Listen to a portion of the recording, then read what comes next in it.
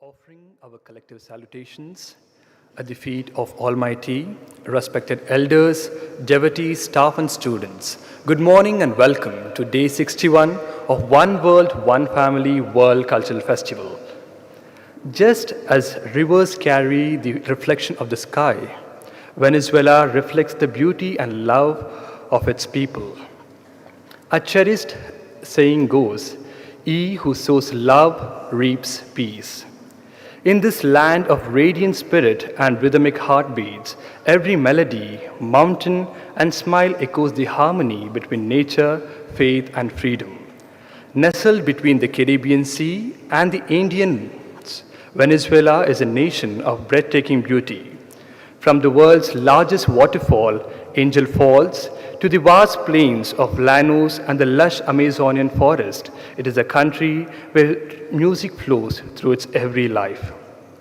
More than its natural splendor, Venezuela represents the enduring power of unity and resilience. Its people embody the grace of compassion and strength of togetherness. Resonating with these ancient Indian ideals of Vasudhaiva Kutumbakam, one world, one family, Venezuela stands as a reminder that love and solidarity can bridge all distances, bringing the world together in harmony and shared purpose.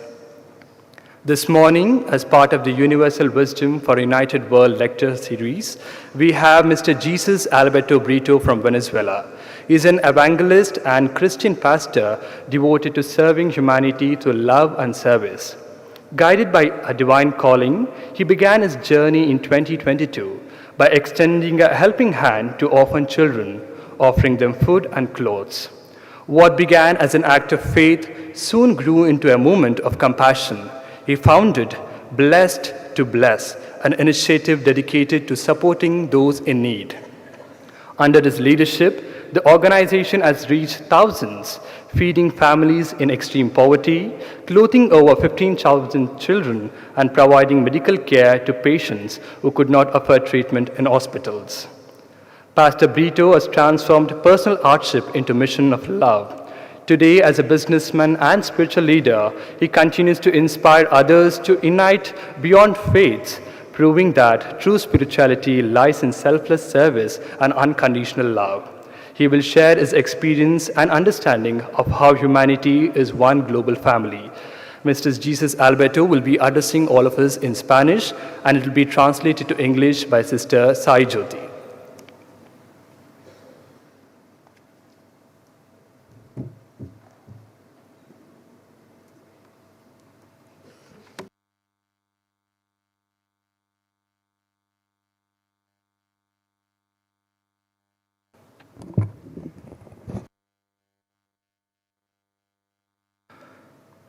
Saludos fraternos a todos los presentes, a quienes nos acompañan desde distintos rincones del mundo. Fraternal greetings to everyone present and to those joining us from different corners of the world. Y a quienes nos siguen con el corazón abierto a este encuentro de culturas, espiritualidades y esperanzas compartidas. And to all who follow with open hearts to this gathering of cultures, spiritualities, and shared hopes. Es un honor y un privilegio estar aquí, en este hermoso país como lo es India, en este Festival Cultural Mundial organizado por la Fundación Un Mundo, Una Familia. It is an honor and a privilege to be here in this beautiful country, India, at this One World, One Family World Cultural Festival.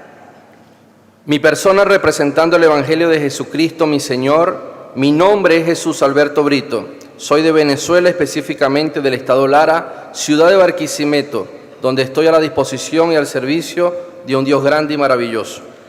I represent the Gospel of Jesus Christ, my Lord. My name is Jesús Alberto Brito. I am from Venezuela, specifically from the state of Lara, city of Barquisimeto. And I am at the service of a great and wonderful God. Desde Venezuela, tierra de paisajes majestuosos, voces resilientes y corazones generosos. From Venezuela, a land of majestic landscapes, resilient voices, and generous hearts. Traigo un mensaje que no solo representa mi país, sino una humanidad que clama por unidad, por paz y por amor verdadero. I bring a message that not only represents my country, but humanity itself, a humanity crying out for unity, peace, truth, and love. Hoy estamos aquí reunidos en este Festival Cultural Mundial, no solo para mostrar nuestras tradiciones, nuestras músicas o nuestras danzas. Today, we are gathered at this World Cultural Festival not only to show our traditions, music, or dances, sino para celebrar lo que nos une, el amor que transforma, la humildad que dignifica y la humanidad que nos emana como reflejo del Creador. but also to celebrate what unites us: love that transforms, humility that dignifies, and the humanity that emanates from us as a reflection of the Creator. Mi país ha atravesado tiempos difíciles. Hemos conocido la adversidad, la migración, el dolor de las despedidas y la lucha diaria por la dignidad. Pero también hemos vivido el milagro de la solidaridad y el abrazo del vecino, el pan compartido, la fe que no se rinde. My country has endured difficult times. We have known adversity, migration, the pain of farewells, and the daily struggles for dignity. But we also have witnessed the miracle of solidarity, the neighbor's embrace, shared bread, and faith that does not give up. Desde los campos de Lara hasta los cerros de Caracas, desde los pueblos indígenas del Amazonas hasta las costas del Caribe, Venezuela ha aprendido a resistir con amor y a sanar con humildad. From the fields of Lara to the hills of Caracas, from the indigenous villages of the Amazon to the Caribbean coast, Venezuela has learned to endure with love and to heal with humility. La humildad no es debilidad, es fuerza contenida en silencio. Es saber que todos somos aprendices en esta vida, que nadie es más que nadie y que el verdadero poder está en servir. Humility is not weakness. It is a strength contained in silence. It is knowing that we are all learners in this life, that no one is above anyone else, and that true power lies in service. El que quiera hacerse grande entre vosotros será vuestro servidor. Mateo 20:26. Whoever wants to become great among you must be your servant. Matthew 20:26. En Venezuela, la humildad se aprende desde niño, cuando se da gracias por una vianda alimenticia compartida, cuando se ayuda al anciano a cruzar la calle, cuando se ora por quien nos ha herido, porque sabemos que la humildad abre puertas que el orgullo jamás podrá tocar. In Venezuela, humility is learned from childhood.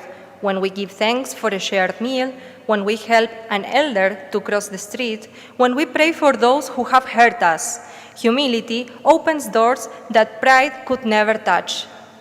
Este festival nos recuerda que no hay fronteras para el alma, que el idioma del corazón se entiende en todos los continentes, que la humanidad compartida es el mayor tesoro que tenemos. This festival reminds us that the soul knows no borders, that the language of the heart is understood on every continent, and that shared humanity is the greatest treasure that we have. Ama a tu prójimo como a ti mismo. Mateo 22:39.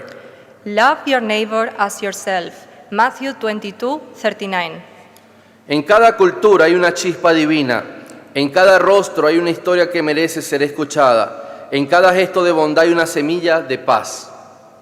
In every culture there is a divine spark. In every face, a story worth listening to. In every act of kindness, a seed of peace. Y cuando nos encontramos desde el respeto, desde la compasión, Dios se manifiesta entre nosotros. And when we meet with respect and compassion, God manifests amongst us. Venezuela ofrece al mundo su fe inquebrantable que canta incluso en medio de la tormenta. Venezuela offers the world its unshakable faith, singing even in the midst of the storm. Su creatividad que transforma la adversidad en gozo y belleza. Its creativity transforming adversity into joy and beauty. Su espíritu comunitario que convierte la necesidad en oportunidad para servir a otros. Its community spirit turning need into an opportunity to serve others. Su mensaje de paz, que no nace de la ausencia de conflicto, sino de la presencia del amor. Its message of peace, born not from the absence of conflict, but from the presence of love. Doy gracias a Dios por cada servidor, por cada mediador y por cada persona que se ha abocado a esta unión mundial, que va más allá de cualquier credo o religión que cada uno de los presentes pueda profesar. I give thanks to God for every servant, every mediator, and every person who has dedicated themselves to this global union beyond any creed or religion. Cada persona es una hechura de Dios, es decir, una obra cuidadosamente diseñada por Él. Esto dignifica la vida humana y reafirma que nadie está aquí por accidente. Every person is a creation of God, carefully designed by Him. This signifies that human life and affirms that no one is here by accident. Es de mencionar la Sagrada Escritura en Efesios 2:10, porque somos hechura suya, creados en Cristo Jesús para buenas obras, las cuales Dios preparó de antemano para que anduviésemos en ella.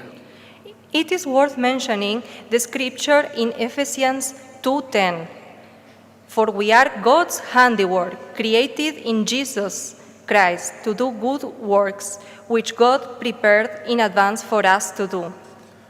El versículo habla de buenas obras preparadas por Dios y de una afirmación de la vocación espiritual de líderes, educadores o servidores como ustedes, que acompañan procesos con sensibilidad y fe.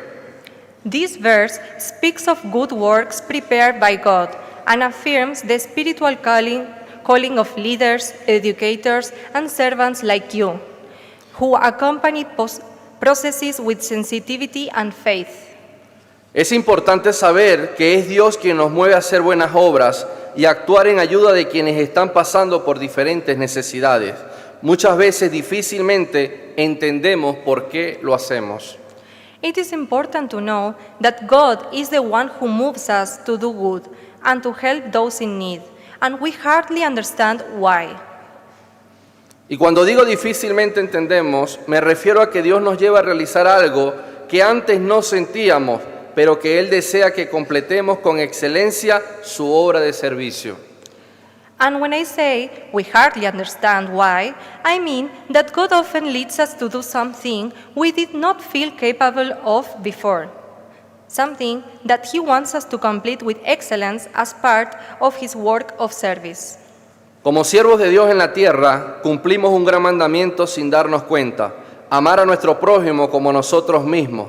Amar a alguien como a nosotros mismos muchas veces nos cuesta, especialmente cuando esa persona manifiesta actitudes, pensamientos o comportamientos contrarios a los nuestros. As servants of God on earth, we fulfill a great commandment, sometimes without even realizing it, which is to love our neighbor as ourselves. Loving someone as we love ourselves is not always easy, especially when that person shows attitudes, thoughts, or behaviors different from our own. Pero cuando es el amor quien comienza a obrar en nosotros, ese amor no nos deja ver defectos ni obstáculos que impidan ser parte de la ayuda. But when love begins to work within us, that love no longer lets us to see faults or obstacles that could stop us from being part of the help. La Biblia señala que el amor todo lo puede, todo lo soporta. Ese es el amor que debemos aplicar al servir a nuestro prójimo. The Bible tells us that love bears all things and endures all things. That is the kind of love we must practice when serving our neighbor. Cuando vamos más allá de nuestros límites humanos y mostramos amor, estamos demostrando que realmente amamos a Dios. Al caminar en esa dimensión, preocupándonos por ser útiles y ayudar a otros en momentos difíciles, es Dios quien nos mueve. When we go beyond our human limits and show love, we are proving that we truly love God. As we walk in that divine dimension, striving to be useful and to help others in difficult times, it is God Himself who moves us. Él coloca en nosotros el querer como el hacer, encendiendo una llama en nuestro interior, una llama que arde cada día más intensamente cuando somos escogidos para un propósito en la tierra. He is the one who places within us both the desire and the ability to act, igniting a flame deep inside our hearts. That flame burns brighter each day when we are chosen for a divine purpose on this earth. Esa llama nadie podrá apagarla, ni las circunstancias, ni las críticas, ni las humillaciones, nada podrá apagarla. Al contrario, irá en aumento para que podamos ver claramente el camino que aún nos falta por recorrer. And no one can extinguish that flame. Not circumstances, not criticism, not humiliation. Nothing can put it out. On the contrary, it grows stronger so that we may clearly see the path still ahead of us. Un camino donde debemos practicar la solidaridad y el compromiso con nuestro prójimo, especialmente con los más necesitados. A path where we are called to practice solidarity and commitment toward our neighbor, especially towards in those who are in greatest need. Si lo hacemos con nuestras propias fuerzas, no lograremos llegar a la meta, porque humanamente nos agotamos y sentimos el deseo de abandonar el servicio. Se fracasa cuando se acciona desde las emociones y no desde el espíritu. If we act in our own strength, we cannot reach the goal. Humanly, we get tired and feel the desire to abandon service. We fail only when we act from emotions instead of the spirit. A veces nos preguntamos por qué en un mundo creado por Dios hay tanta necesidad, hambre, niños y niñas sin recursos para estudiar, abandonados por sus padres, y al ver cada episodio en diferentes vidas surge la pregunta, ¿dónde está Dios? Sometimes we ask, why in a world created by God is there so much need? Hunger, children unable to study, abandoned by their parents, and then the question arises, where is God? Es allí donde Dios responde, cuando esa llama se enciende y nos lleva a comprender que Él nos ha puesto en la tierra para ver la necesidad y que como instrumentos suyos podamos acudir con amor, dedicación y sin intereses personales. It is precisely here that God responds. When that flame within us is ignited, leading us to understand that He has placed us on earth to see the need, and as His instruments to respond with love, dedication, and without personal interests.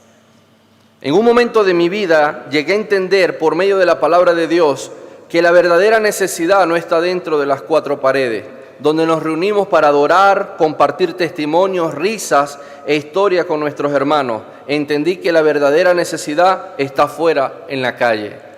At a point in my life, through the Word of God, I came to understand that true need is not within the four walls where we gather to worship, share testimonies, laughter, and stories with our brothers and sisters.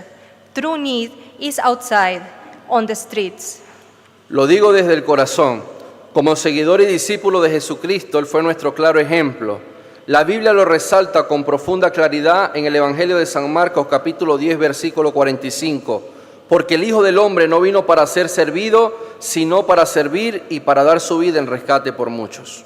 I speak from the heart as a follower and disciple of Jesus Christ. He was our clear example. The Bible makes this profoundly clear in Mark 10:45. For even the Son of Man did not come to be served, but to serve and to give his life as a ransom for many. Esta afirmación no solo revela el carácter de Cristo, sino que nos invita a abrazar una vocación de entrega. This statement not only reveals the character of Christ, but also invites us to embrace a vocation of surrender. En un mundo que a menudo exalta el poder, Jesús nos muestra que la verdadera grandeza se encuentra en el servicio. In a world that often exalts power, Jesus shows us that the true greatness lies in service. Él, siendo Señor, se inclinó para lavar los pies, sanar heridas y consolar corazones, y lo hizo no por obligación, sino por amor. He, being Lord, stooped to wash feet, heal wounds, and console hearts, not out of obligation, but out of love. Como líderes, educadores, servidores y miembros de una comunidad de fe, este versículo nos interpela: ¿estamos dispuestos a vivir como Él vivió? As leaders, educators, servants, and members of a community of faith, this verse challenges us. Are we willing to live a life as He lived? ¿Estamos dispuestos a servir como Él sirvió? ¿A dar nuestra vida, nuestro tiempo, nuestras palabras, nuestra ternura por el bien de otros? Are we willing to serve as He served? To give our lives, our time, our words, our tenderness for the good of others? Al leer estas palabras, mi corazón vuelve a los días de mi infancia, marcada por la separación de mis padres y el dolor de un hogar disfuncional. Me preguntaba, ¿dónde está Dios? As I read these words, my heart returns to the days of my childhood, marked by the separation of my parents and the pain of a broken home. I would ask myself, where is God?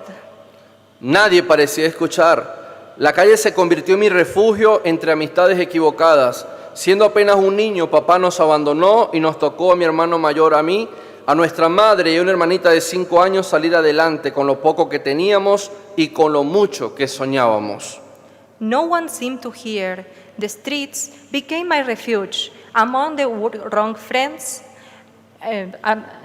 friendships while I was still just a child. My father abandoned us, and it was up to my older brother, my mother, my little sister of 5 years old, and me to move forward with the little we had and with the big dreams we carried. En un semáforo vendiendo un cigarro o una cajita de fósforos para llevar el pan a casa, aprendí que la calle no solo enseña a sobrevivir, sino también a anhelar. Allí junto a otros niños que solo querían un abrazo o una palabra, como Jesús es tu amigo, Dios te ama. At a traffic light, selling a cigarette or a small box of matches to bring bread home, I learned that the street teaches us not only survival, but also hope. There, alongside other children who only longed for a hug, or words like, Jesus is your friend, or God loves you, or everything will change someday. O todo va a cambiar algún día. Nació en mí una promesa silenciosa: algún día yo sería bendición para otros. A silent promise was born in me. One day, I would be a blessing to others.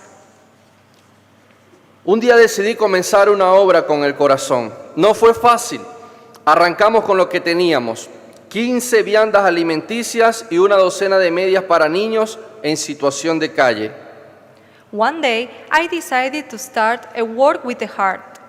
It was not easy. We began with what we had: 15 food portions and 12 pairs of socks for the children on the street. Aquello, aunque pequeño, trajo a mi vida una experiencia profundamente satisfactoria. Hoy, 5 años después, esa semilla ha florecido en una obra que lleva por nombre Bendecidos para Bendecir. Though small, it brought a deeply fulfilling experience into my life. Today, 5 years later, that seed has grown into a work called Blessed to be Blessed. Aún no está legalmente registrada, pero pronto se consolidará como fundación, porque nació en el corazón de Dios y se ha manifestado en la tierra.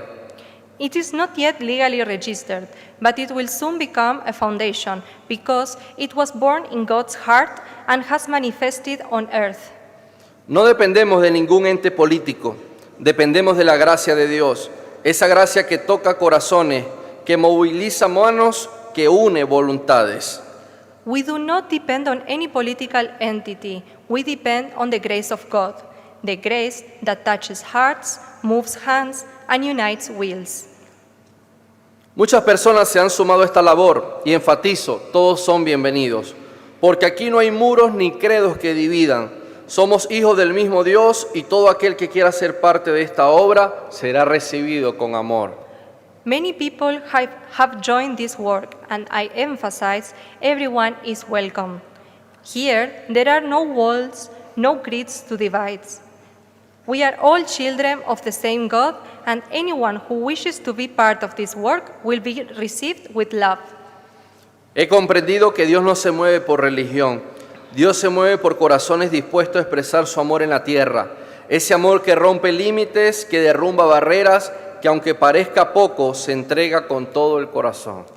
I have come to understand that God does not move by religion. God moves through hearts willing to express His love on earth. A love that breaks limits, tears down barriers, and even when it seems small, is given with the whole heart. Porque no solo sembramos una vianda alimenticia o una vestimenta, sembramos ejemplo, esperanza, dignidad. Because we do not only sow a food portion or a piece of clothing, we sow example, hope, and dignity.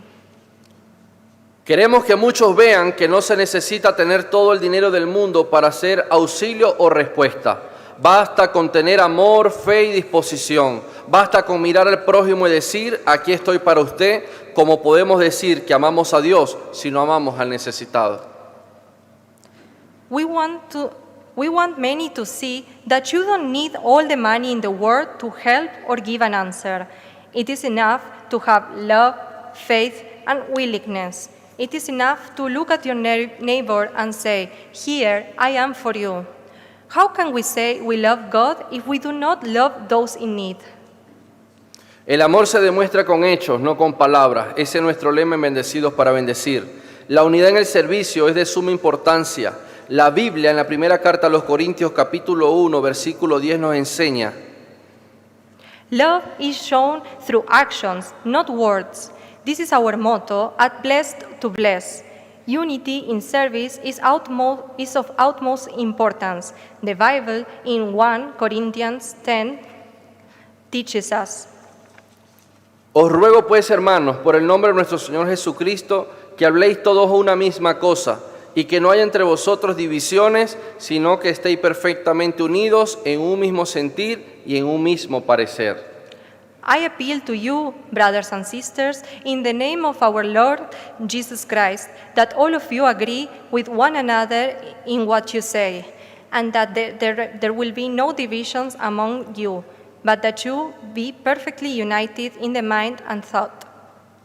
Así caminamos, unidos, sensibles, porque cada acto de servicio es una ofrenda, cada abrazo es una oración y cada vianda alimenticia entregada es una semilla de esperanza.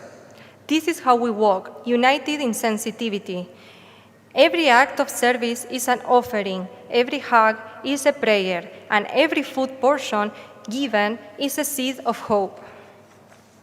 Realizar nuestra labor en unidad, con una misma mente y un mismo parecer, va más allá del credo al que cada uno pertenezca. Lo que realmente quiere el Creador es que comprendamos el sentido real por el cual vivimos y estamos en la tierra. Carrying out our work in unity with one mind and one purpose goes beyond the creed to which each of us belongs. What the Creator truly desires is for us to understand that the real purpose for which we live and are on this earth. Él desea de nosotros una disposición total y absoluta en el servicio. Es quien pone el querer como el hacer para que apliquemos lo que Él coloca en nuestros corazones y en nuestro actuar con el que nos provee.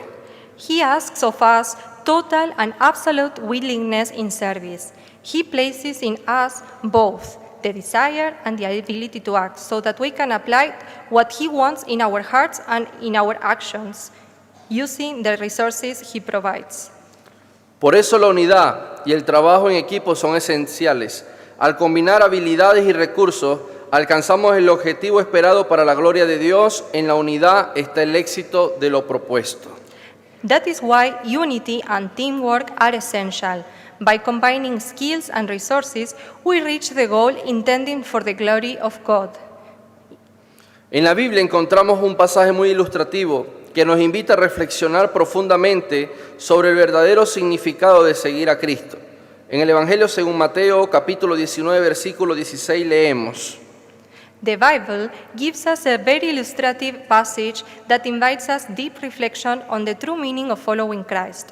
In Matthew 19:16, we read: Maestro bueno, ¿qué bien haré para tener la vida eterna? Y él le dijo, ¿por qué me llamas bueno? Ninguno hay bueno, sino uno, Dios. mas si quieres entrar en la vida, guarda los mandamientos. Teacher, what good things must I do to have eternal life? And he said, Why do you call me good? No one is good except God alone. But if you want to enter into life, keep the commandments. Él respondió, ¿cuáles? Y Jesús dijo, no matarás, no cometerás adulterio, no hurtarás, no dirás falso testimonio, honra a tu padre y a tu madre y amarás a tu prójimo como a ti mismo. He asked, Which commandments? And Jesus said, Do not murder, do not commit adultery, do not steal, do not bear false witness, honor your father and mother, and love your neighbor as yourself. El joven le dijo, todo esto lo he guardado desde mi juventud, ¿qué más me falta? The young man said, I have kept all this since my youth. What else do I do? Jesús le dijo, si quieres ser perfecto, anda, vende todo lo que tienes y dalo a los pobres, y tendrás tesoro en el cielo, y ven y sígueme. Oyendo el joven esta palabra, se fue triste, porque tenía muchas posesiones. Jesus said, If you want to be perfect, go, sell what you have and give it to the poor, and you will have the treasure in heaven, and come, follow me. When the young man heard this word, he went away sad, for he had many possessions. Este joven muestra características que muchas veces llevamos dentro de nuestro corazón. Tenía bienes, sí, pero no estaba satisfecho.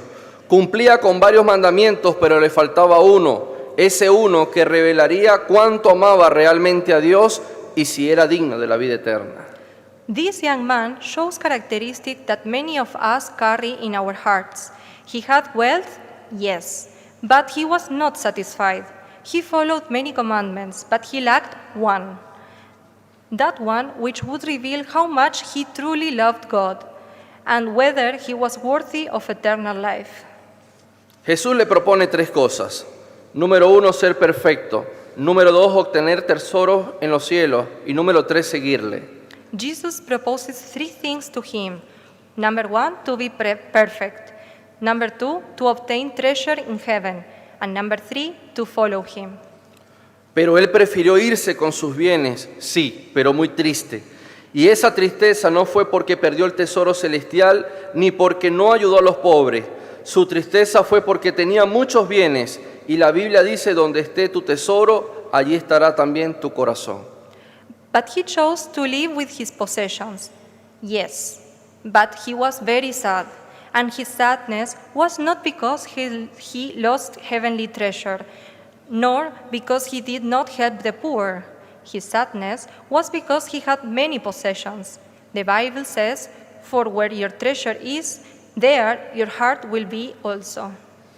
En Bendecidos para Bendecir, entendimos que ayudando al pobre obtenemos un tesoro en el cielo. Pero más allá del tesoro, lo importante es saber que allí está nuestro corazón, junto al de Dios. At Blessed to be Blessed, we have understood that by helping the poor, we obtain the treasure in heaven. But beyond the treasure, the most important thing is to know that our heart is there, alongside God's heart. Esta enseñanza deja muy clara la manera de ver la vida. O decimos, esto es mío y no lo comparto con nadie, encerrándonos en el orgullo de pensar que lo que tenemos es mérito propio. This teaching makes the way we see life very clear. Either we say, this is mine and I won't share it with anyone else, closing ourselves in the pride of thinking that what we have is solely our own merit. O decidimos accionar, ir y ayudar al necesitado, reconociendo que lo que tenemos no es nuestro, sino que Dios nos los ha confiado para administrarlo y ser de bendición para otros. Or we decide to act, to go and help those in need, recognizing that what we have is not truly ours, but entrusted to us by God to manage and be a blessing to others. La verdad es que humanamente nos cuesta despojarnos de lo nuestro para darlo al prójimo. Es difícil, lo reconozco. Pero cuando Dios viene a obrar, cuando Él trabaja en nuestras vidas, créame, ya no somos nosotros quienes lo hacemos, sino es Él. The truth is, humanly speaking, it is difficult to give up what is ours and give it to our neighbor. It is not easy, I admit it. But when God begins to work, when He works in our lives, believe me, it is no longer us doing it, it is Him. Él te ve, Él sabe que puedes hacer más de lo que se te ha demandado. Hoy aceptamos el reto de ver a Dios más allá de las cuatro paredes de nuestra congregación. Decidimos ver a Dios en el rostro del necesitado. He sees you. He knows that you are capable of more than what has been asked of you. Today, we accept the challenge of seeing God beyond the four walls of our congregation. We choose to see God in the face of the needy. Dios se ve en un hogar donde no hay alimentos. Se ven los niños que no pueden estudiar y necesitan una mano amiga. Y ese alguien somos usted y yo, independientemente de nuestra religión que procesemos. God is seen in a home where there is no food. He is seen in children who cannot study and need helping hand. And that someone can be you or me, regardless of the religion we follow. Creo que ha llegado el tiempo de unirnos en el servicio, de ir más allá de creencias u obstáculos que nos separen, para cumplir la voluntad de Dios, perfecta, agradable y buena. I believe that the time has come to unite in service, to go beyond beliefs or obstacles that separate us, to fulfill God's will, perfect, pleasing, and good. Una unión sin mirar raza ni género, sino con la esperanza de ver a Dios en cada necesidad, en cada corazón quebrado, herido, decepcionado, incluso en aquellos que han perdido las ganas de vivir por haber tenido una vida distinta a la nuestra. A unity that does not consider race or gender, but is guided by the hope of seeing God in every need, in every broken heart or disappointed heart, even in those who have lost the will to live because their life was different from ours. Ser parte de la solución, ser ese canal de bendición. Con eso basta para entender por qué y para qué estamos. To be part of the solution, to be that channel of blessing, that alone is enough to understand why we are here and for what purpose. Mi infancia no fue fácil, lo describí anteriormente. Viví mi crecimiento en un semáforo y eso me llevó a ver la realidad de la vida. No era solo un niño parado allí, observaba a otros niños pasando lo mismo, con necesidad y sin nadie alrededor que les dijera, Dios te ama. My childhood was not easy. As I described earlier, I grew up at the traffic light, and that taught me to see reality of life. I was not just a child standing there. I observed other children going through the same struggles in need, with no one around to tell them. Eso no lo viví, y todo eso me llevó a acercarme a la vida espiritual aún más. Y hace ya 12 años, ese Dios maravilloso me trajo a su presencia, no solamente para adorarle, sino para servirle en espíritu y en verdad. 12 years ago, that wonderful God drew me into His presence, not only to worship Him, but also to serve Him in spirit and truth. Él transformó mi corazón y mi forma de pensar. Lo puso a disposición de la obra, del servicio, del poder ayudar y ser de bendición a otros con lo que Él ha puesto en mis manos. Porque el Hijo del Hombre no vino para ser servido, sino para servir. Marcos 10:45. He transformed my heart and my way of thinking, placing them at the service of His work, of helping others and being a blessing with what He has placed in my hands. Poder crecer en lo espiritual ha sido lo más maravilloso. Aprendí a anclar la carne, a anclar las emociones y a elevarme en el espíritu. Esa conexión con lo divino, con Dios, me enseñó a dar sin esperar nada a cambio. Growing spiritually has been the most wonderful gift. I learned to anchor my flesh, to anchor my emotions, and to rise in spirit. That connection with the divine, with God, taught me to give without expectation. The Bible says that God loves a cheerful giver, and I understood that He delights us in those who love as He loved. La Biblia dice que Dios ama al dador alegre, y entendí que Él se agrada de quien ama como Él amó. Juan 3:16 lo afirma, porque de tal manera amó Dios al mundo que dio a su Hijo unigénito. Ese amor que Él mostró a dar su Hijo es el mismo amor que quiere ver reflejado en nosotros. El amor me acercó a Él, la necesidad me acercó a Él y hoy experimento su grandeza. John 3:16 affirms, "For God so loved the world that he gave his only begotten Son." The love he showed in giving his Son is the same love he wants to see reflected in us. Love brought me closer to him. Need brought me closer to him, and today I experience his greatness. Gracias a la Fundación Un Mundo, Una Familia, Thanks to the foundation One World, One Family, por permitirnos ser parte de esta celebración, for allowing us to be part of this celebration. que la paz, el amor y la unidad sean el legado que dejemos en este festival y en cada rincón del planeta. Muchas gracias. May peace, love, and unity be the legacy we leave in this festival. Thank you very much.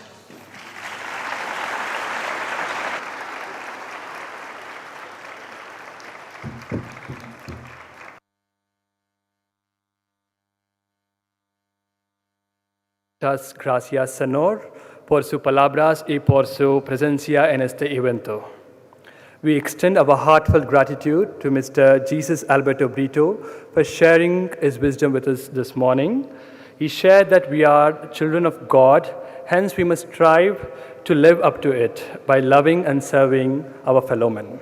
We now invite Professor Sri Kantamurthy, Vice Chancellor, Sri Sathya Sai University for Human Excellence, to extend our gratitude to Mr. Jesus Alberto Brito.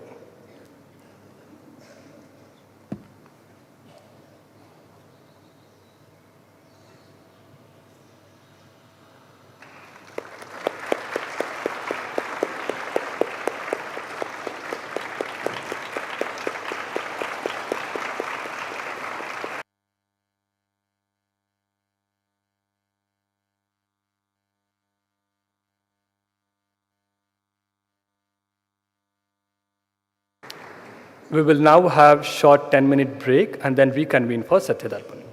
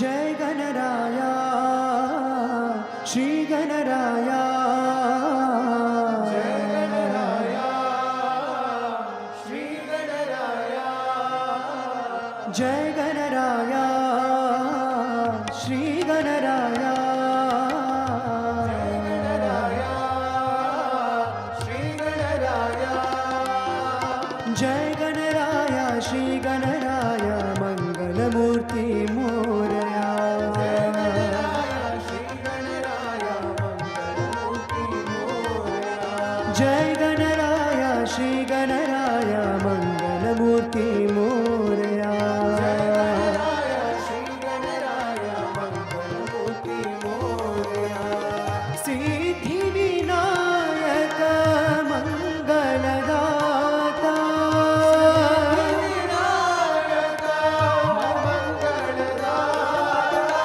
Siddhi Vinayak मंगलदाता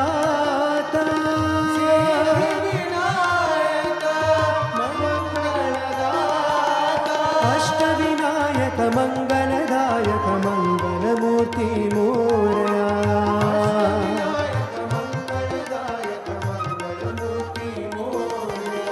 Ashtavinayak मंगलदायक मंगलमूर्ति Morya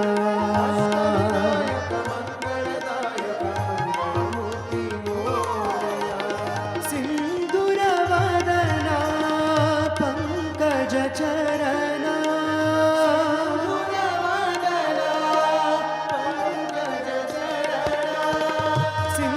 सिंदूरवदना Pankaj चरणा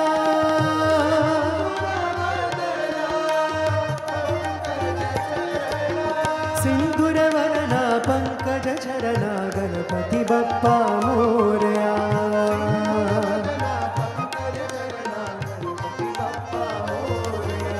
सिंदूरवदना पंकज चरणा गणपति बप्पा मोरया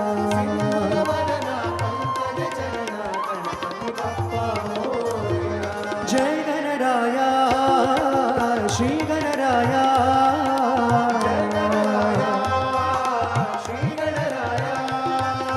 जय गणराया श्री गणराया मंगलमूर्ति मोरया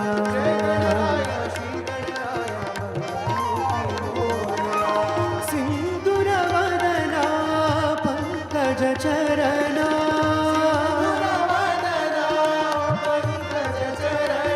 सिंदूरवदना पंकज चरणा गणपति बप्पा मोरया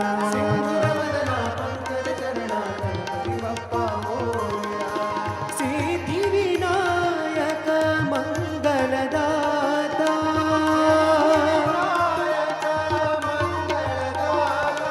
अष्टविनायक मंगलदायक मंगलमूर्ति मोरया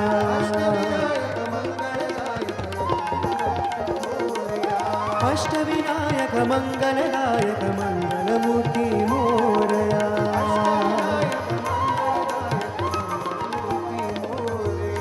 जय गणराया श्री गणराया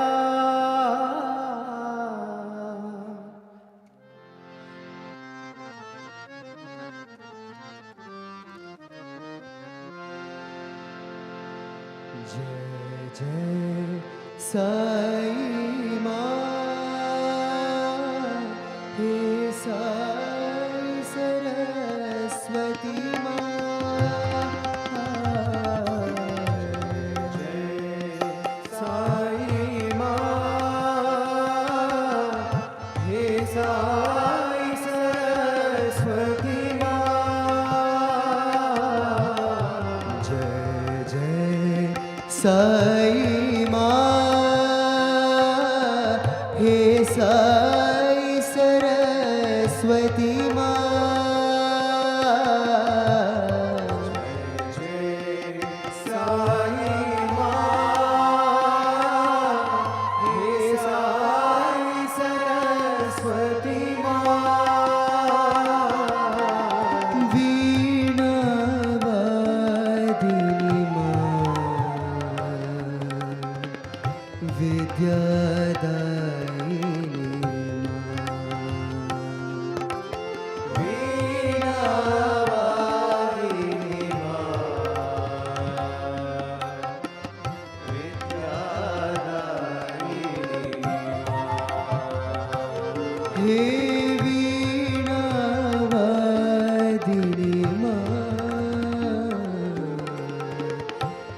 विद्यादायिनी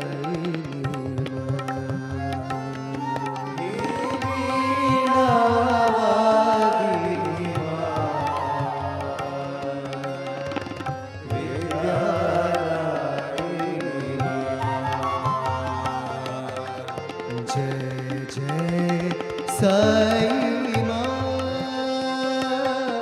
हे साई सरस्वती माँ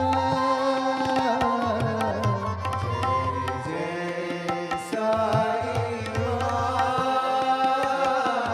हे साई सरस्वती माँ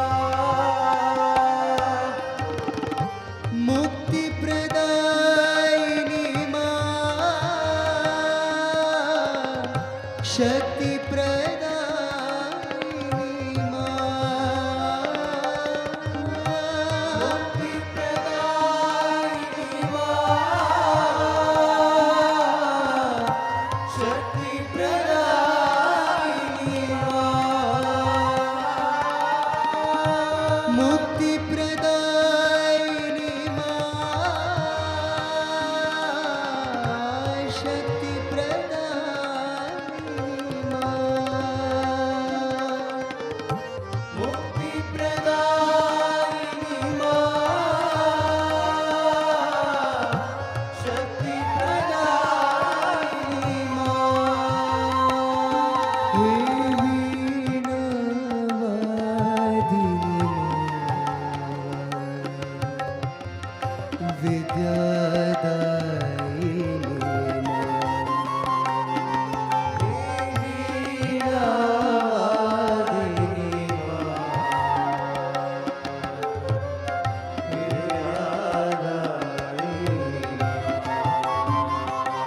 हे वीणावादिनी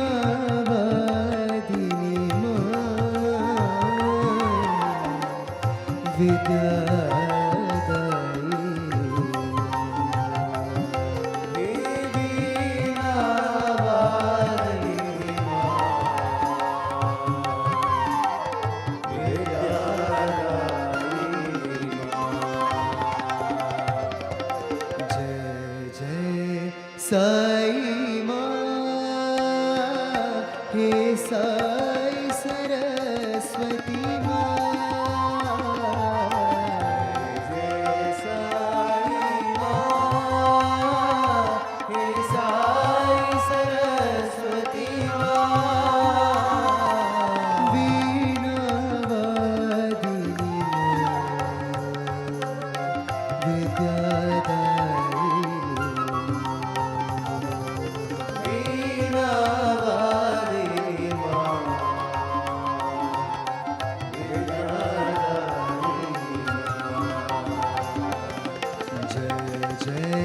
साई माँ हे साई सरस्वती माँ जय साई माँ हे साई सरस्वती माँ मुक्ति प्रदायिनी माँ शक्ति प्रदायिनी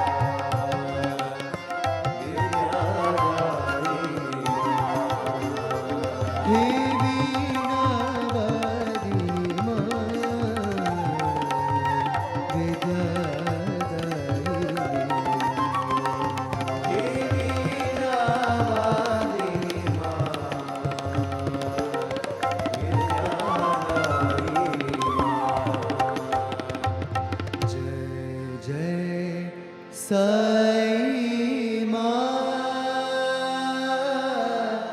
हे साई सरस्वती माँ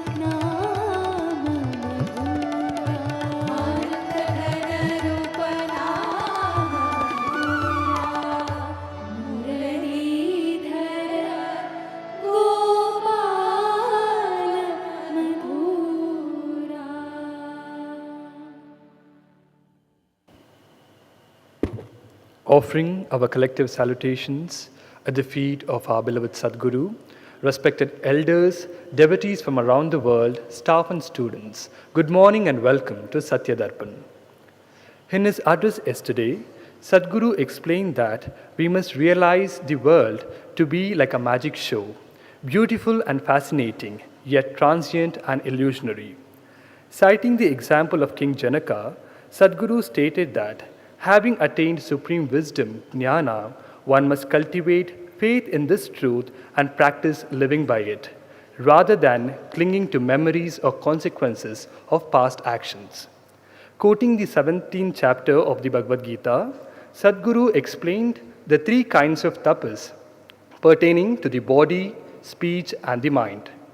In the second sloka of chapter 12, King Janaka realized that sensory indulgence does not lead one towards truth and therefore firmly establishes his mind in the supreme reality. In conclusion, Swami emphasized the sanctity of the Guru Parampara, explaining that a Guru with his infinite wisdom foresees what the disciple will need in the future and imparts that knowledge even before the need arises. We now pray to Sadguru to bless us by explaining chapter 12 of the Ashtavakra Gita.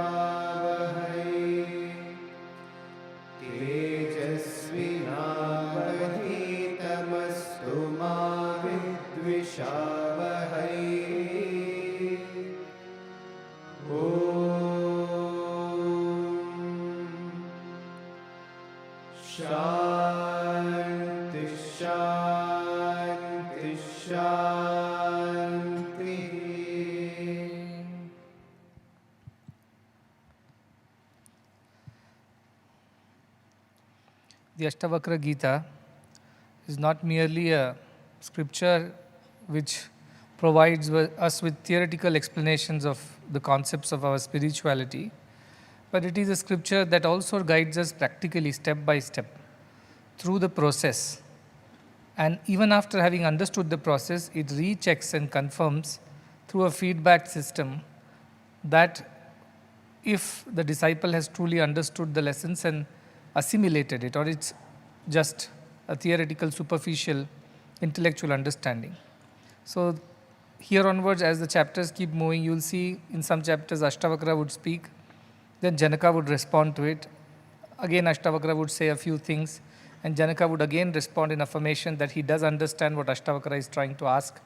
He does appreciate all these ideas and concepts that he has learned so far, and not merely as an intellectual understanding, but as complete knowledge, Purna Jnana. Purna Jnana means with the experience of it. Till a baby or a child puts its own finger in the fire, it would never know that that fire burns. Even if the parents tell it burns and it is dangerous to put your hand in the fire, yet till once at least the child must burn its finger to know that it really burns. And if it's wise, then it won't repeat the behavior. Whereas if it's otherwise or unwise, it would again go and put its finger in the fire. So Janaka has learned that this world is illusory, and running after the attractions of the world is like chasing shadows, chasing a mirage, or insisting that the magic must turn into reality, or the dream must manifest in reality. None of this is possible. So he has understood it thoroughly. We also have understood this, but still when we go back, we do run after relations, we do run after our own ideas, emotions, our ambitions, our desires, and when they are fulfilled, then we become happy, and when they are not fulfilled, we become sad, like the two birds on the tree. Like the lower bird, we go on behaving. For a few days, we are up the upper bird, and then again we hop down to the lower branches, and again we are the lower bird, which goes on chasing after joys and sorrows in this world. But for Janaka, it is once for all. He is not going to revert to the original state of, or the earlier state of shifting between this and that.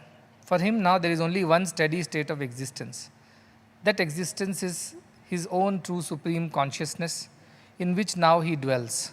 That is how he explains that I am aham eva aham astitaha. I have become steady and established in this state, and there is no more fluctuations for me. There is no more going back and forth.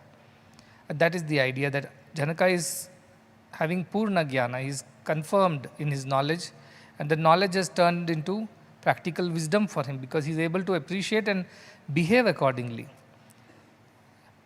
Yesterday we saw some of the shlokas. The last shloka was that his love for all these senses has diminished now. Pritya abhavena shabdadehe. All his desires for the senses and all is now over. He is no more interested in the pleasures of the senses. Adrishyattvena chatmanaha. It disappeared. He has transcended it. Senses won't disappear. You can't wish your eyes, nose, ears and mouth and hands and all to disappear. No. The idea is that the desire for it has disappeared. He has transcended it.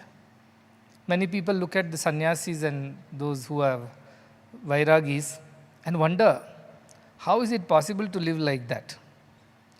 Similarly, the vairagis wonder, how is it that these worldly people are able to live like this? Continuously swinging between the joys and sorrows. Like they should be fed up one day, isn't it? So both look at each other with some kind of surprise. That how come a sannyasi can be like this? Doesn't want a home, doesn't want family, does not want clothing, doesn't want any luxury, is not even bothered whether he has food to eat or place to stay or what will happen tomorrow. None of these things bother the sannyasi. Swami used to say, fakir ko fikar kya? The one who has become a fakir, a mendicant, a monk, a renunciate, a recluse, such a person, where is fikr? Fikr means worries. Where is the worry of tomorrow? Where is the worry of even today or even now? They just live according to the motions of life. Whatever life brings, they are happy with that. Mirabai says, करना फकीरी तो क्या दिलगिरी सदा मगन में रहना जी कोई दिन हाथी तो कोई दिन घोड़ा कोई दिन पैदल चलना जी. When you have become a fakir, you have become a renunciate, a monk, a dispassionate, detached person from this world. Now where is the worry for anything? Where is the need for one to invest one's emotions? Dilgiri. Dil lagane ki kya zarurat hai? Why should one get emotionally invested in anything of the world? Because he knows all this is transient and temporary. Koi din hathi. One day you may get to ride an elephant. People will respect you, put you on an elephant and take you around the place. Koi din ghoda. One day they may take you on a horse. And third day you might have to just walk barefoot. Whatever be the situation. What is the problem? There is no problem for a renunciate. Such a person is ever satisfied. Nitya triptaha. He is ever satisfied. Atmanyeva atmanatushtaha. He is happy within himself. So whatever comes his way is okay. And doesn't complain and cry.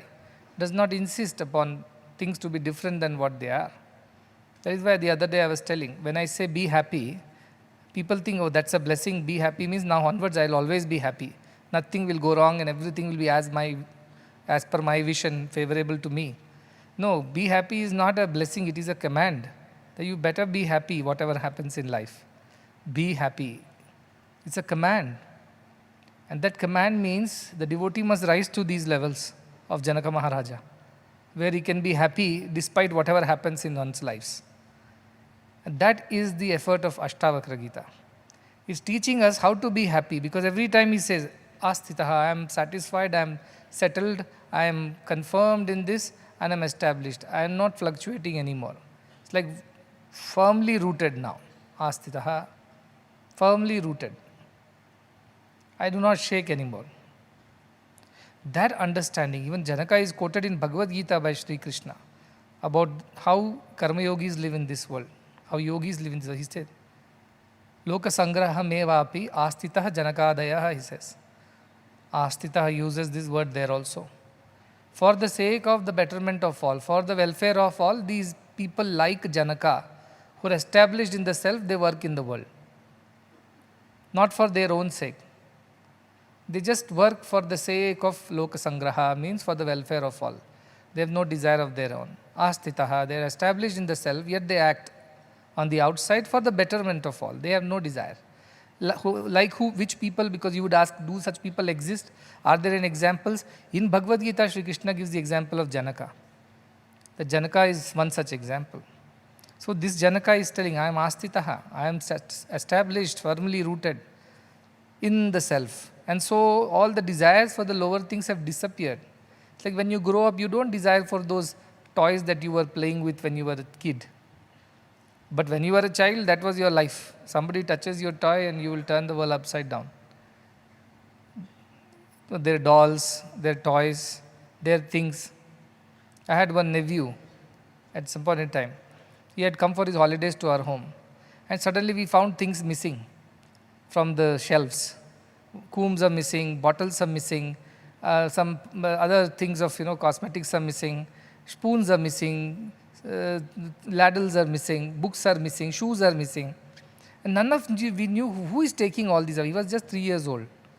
And we were wondering, where is it all going? Every day something is being stolen. But there is no thief. Nobody is coming from outside. So where is it all going? It turns out to be that this fellow used to take up whatever he liked. He used to take it away. And he has bundled it all into a small bed sheet like thing and hidden it under the cot somewhere. And the day he was leaving, that day he went under the cot and pulled out his bundle and we found everything that was missing. Today he is an Ayurvedic doctor or something. Imagine if I tell him, when you were small, you were stealing things from shelves and cupboards and hiding under the cot. And nobody knew where things were going. Suddenly we'll wake up and say, combs are not there on the mirror shelf. And spoons are missing from the kitchen, tumblers, ladles, shoes were missing. So nobody knew who is taking all this because nobody suspected a 3-4-year-old fellow can do things like that. But he was hiding everything under the cot somewhere.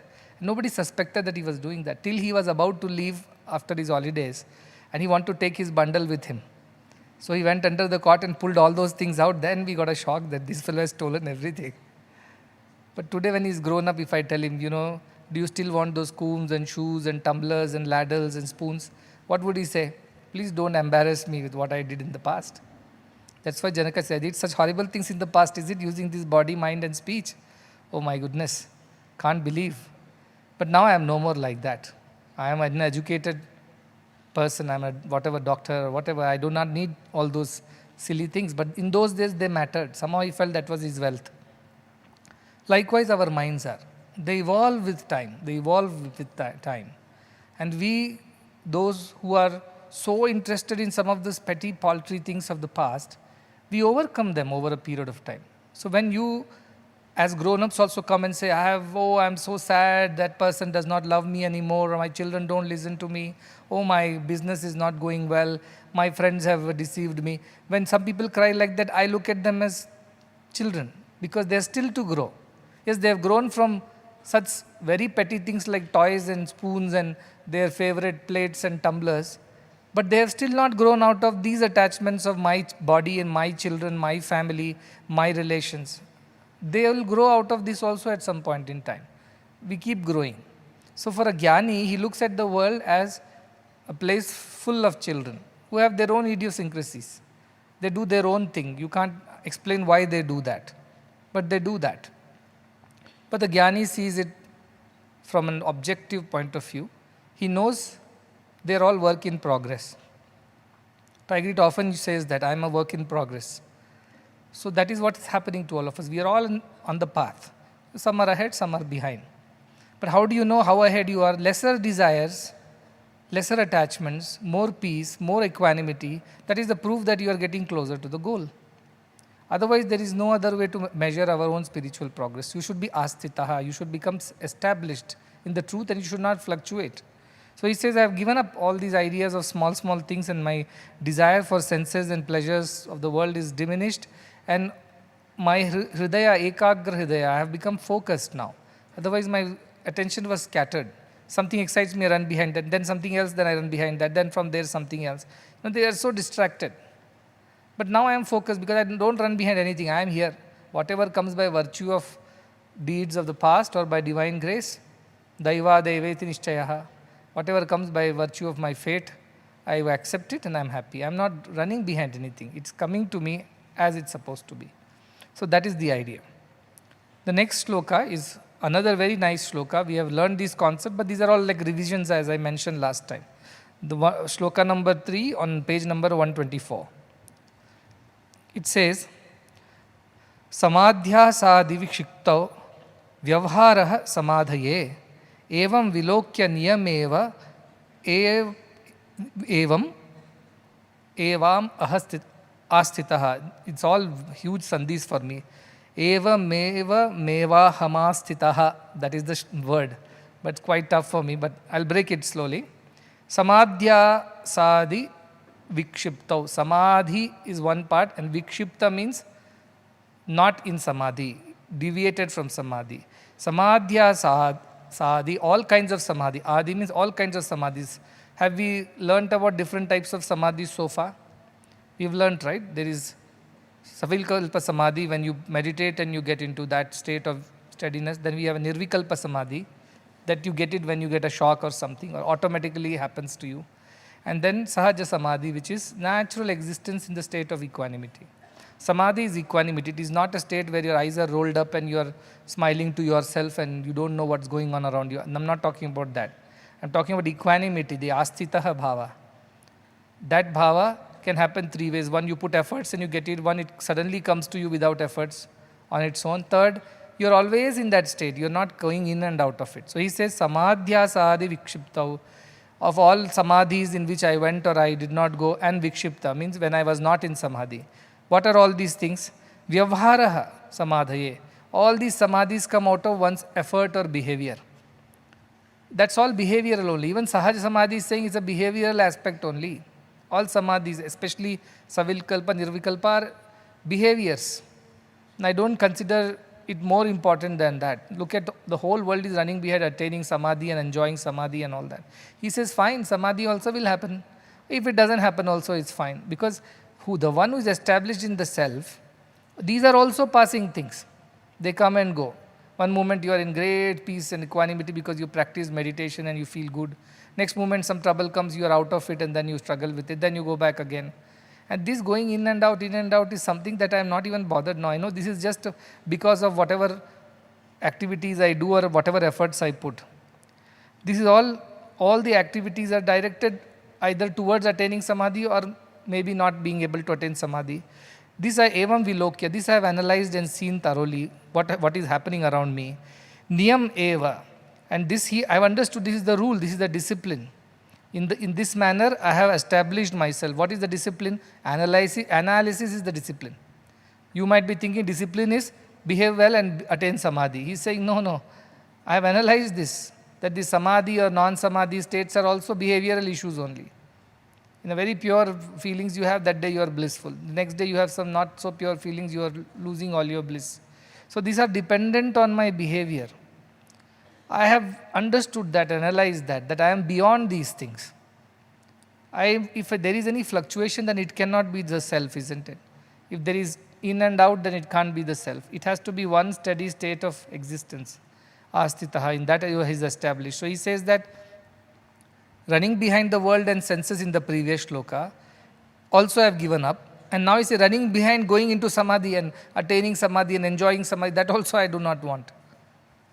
That idea is also gone. Like we heard the story of Hemachuda and Hemalekha from Tripura Rahasya. When he marries this young beautiful damsel, the prince, because he is enamored by her beauty, she nevertheless marries. But she is a wise girl because she was raised by a sage, a Jnani, Vyagrapada. And so when she is married to this prince is trying to enjoy her as a wife. And when he is so involved with her, she hardly shows any interest. And he feels she is not responding to all my love and affection. Is there something wrong with me or is there something wrong with her? So after a few days, he becomes restless and asks her, is there something wrong with me? What is that is not making you enjoy this marital life, life of the princess. She says the joys that you talk about are the joys that even an insect in the excreta enjoys. Aharam, nidra, bhayamaitunam cha, samanyametat pashubhir naranam, food, sleep, fear and procreation. These are all common to animals and humans. What are you trying to enjoy me for? Like an insect only, she tells this way. It's in an insect inside the excreta also enjoys the same pleasures as what you are trying to enjoy. Maybe in a more sophisticated way you are enjoying. That's it. He gets a shock. How can she think of me so lowly? But she says, that's how I think of these pleasures of the body and the mind. Beyond that, I don't give importance. He cannot understand why she does like that. But it really sets him thinking. And he thinks and goes through tremendous turmoil in his mind and thinks, yes, the pleasures that I seek of the body and the mind are the pleasures that animals and insects also seek. I am a prince, I am a man, so what is difference? What is the difference? So he goes back to her and says, please teach me. What is that you are trying to drive home? And she then explains to him the idea of the self, which is beyond body and the mind. And listening to her discourse, he starts contemplating on that idea. He really takes it seriously. He's a good disciple. And then he goes in a seclusion and then he starts meditating on it. And it seems when he meditates, suddenly there is bright light, a lot of joy and bliss he experiences. The next moment there is darkness everywhere and he feels scared. Then he sees a lot of dreams and visions. And then suddenly he goes to sleep like we do. Because he is not having any control over anything. He's just getting those experiences. He's a new meditator, so he doesn't even know what's going on. So he gets very worried. Then he goes to her and asks, I have experienced all these things. Suddenly there was bright light and a lot of joy. Suddenly there was darkness and fear. Then there were visions and dreams. And then I slept off. She says, all this is not samadhi. All this is not the real experience of the self. What I am talking about is beyond all these things. Because any changes is not the self. Self is changeless. Then she explains. With that, she says, the gap between two thoughts, that's where you should dwell. The gap between the two thoughts, that fraction, that's where you should dwell. So he tries to dwell on that. Of course, he experiences some kind of a joy. And then he opens his eyes after some joy. I believe he built a 9-story tower and was sitting on the top floor because he didn't want anybody to disturb him and all that. Some extremists are there like that in spirituality, who are, the moment I say you should be on the spiritual path, shall I shave off my head tomorrow? Shall I change my clothes to ochre? Shall I take up a begging bowl? I said, no, none of this is required. But some extremists are there, spiritual extremists. So he became like that out of excitement, went and sat on a tower and was not seen. She went up there to look at what happened. He was surrounded by nice pillows, sitting in between and meditating.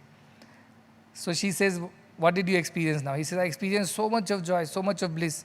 I can't even explain to you. Please allow me to be in this state. Then this girl says, the wife, why?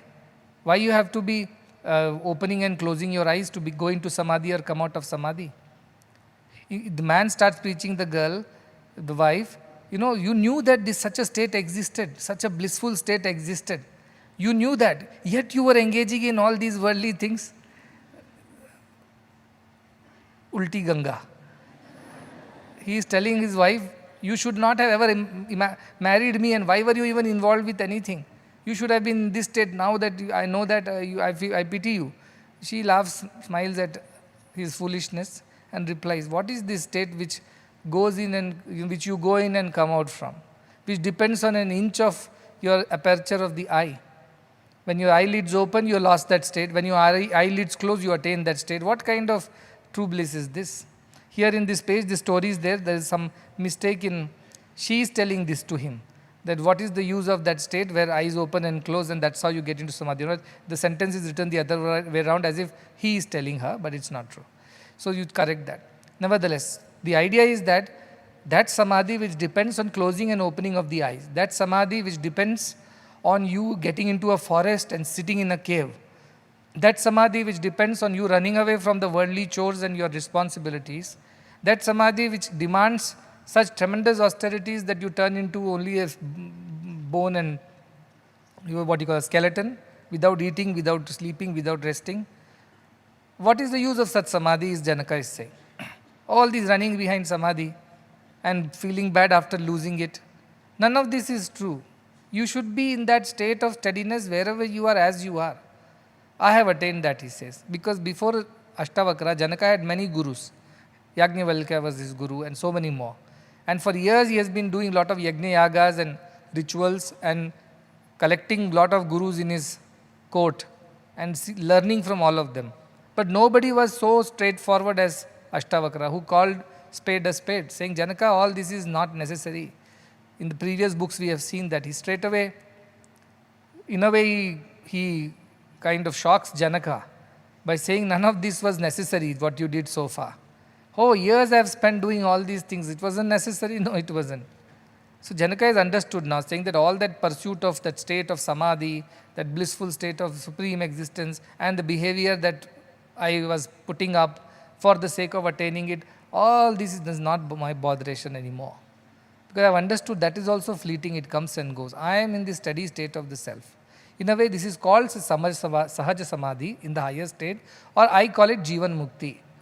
So I am a Jivan Mukta now, I am free from all these encumbrances and ideas and illusions of doing and not doing. So I am in that state. He is so happy that he says that I have become so steady in my understanding and experience.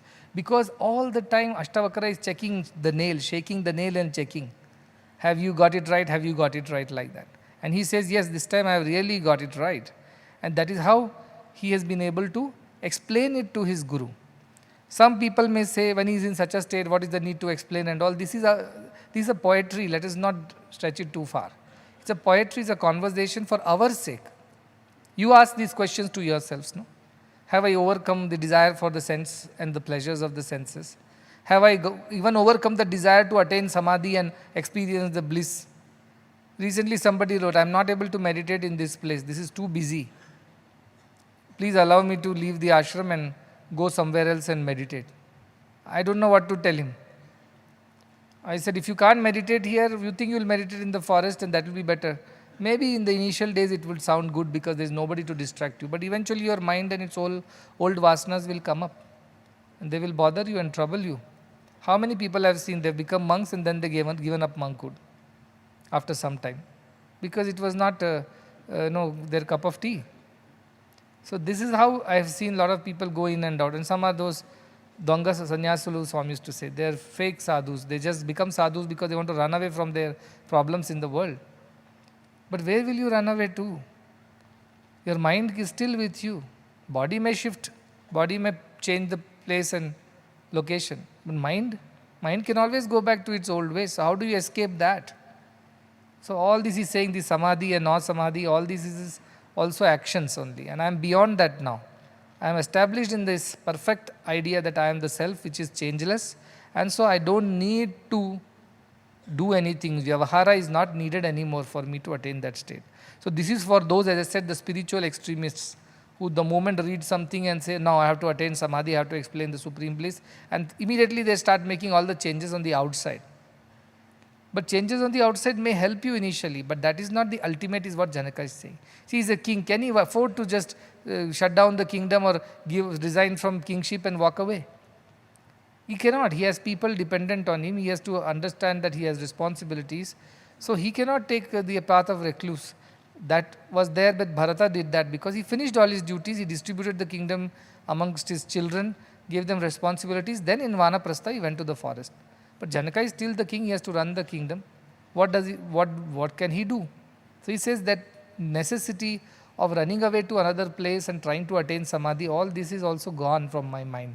Earlier I used to think like that perhaps, but now not necessary. That is what I keep saying.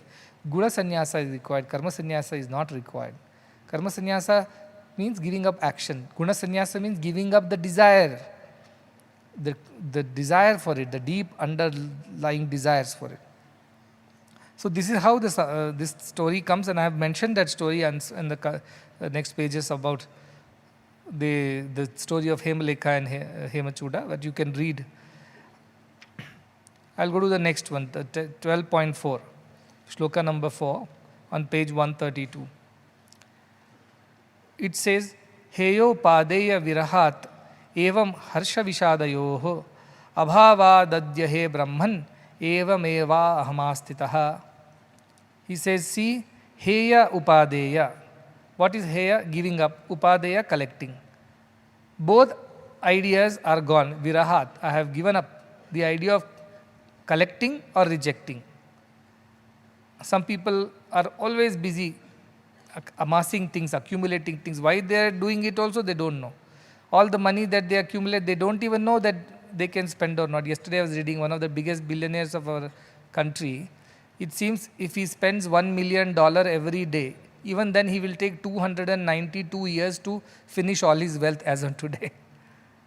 But it's not that he's accumulating for his own enjoyment. It is a part of whatever business. But the idea is that sometimes we just go on accumulating, amassing. We don't even know why we are doing. So that idea of either I don't want it or I want it, both I have given up.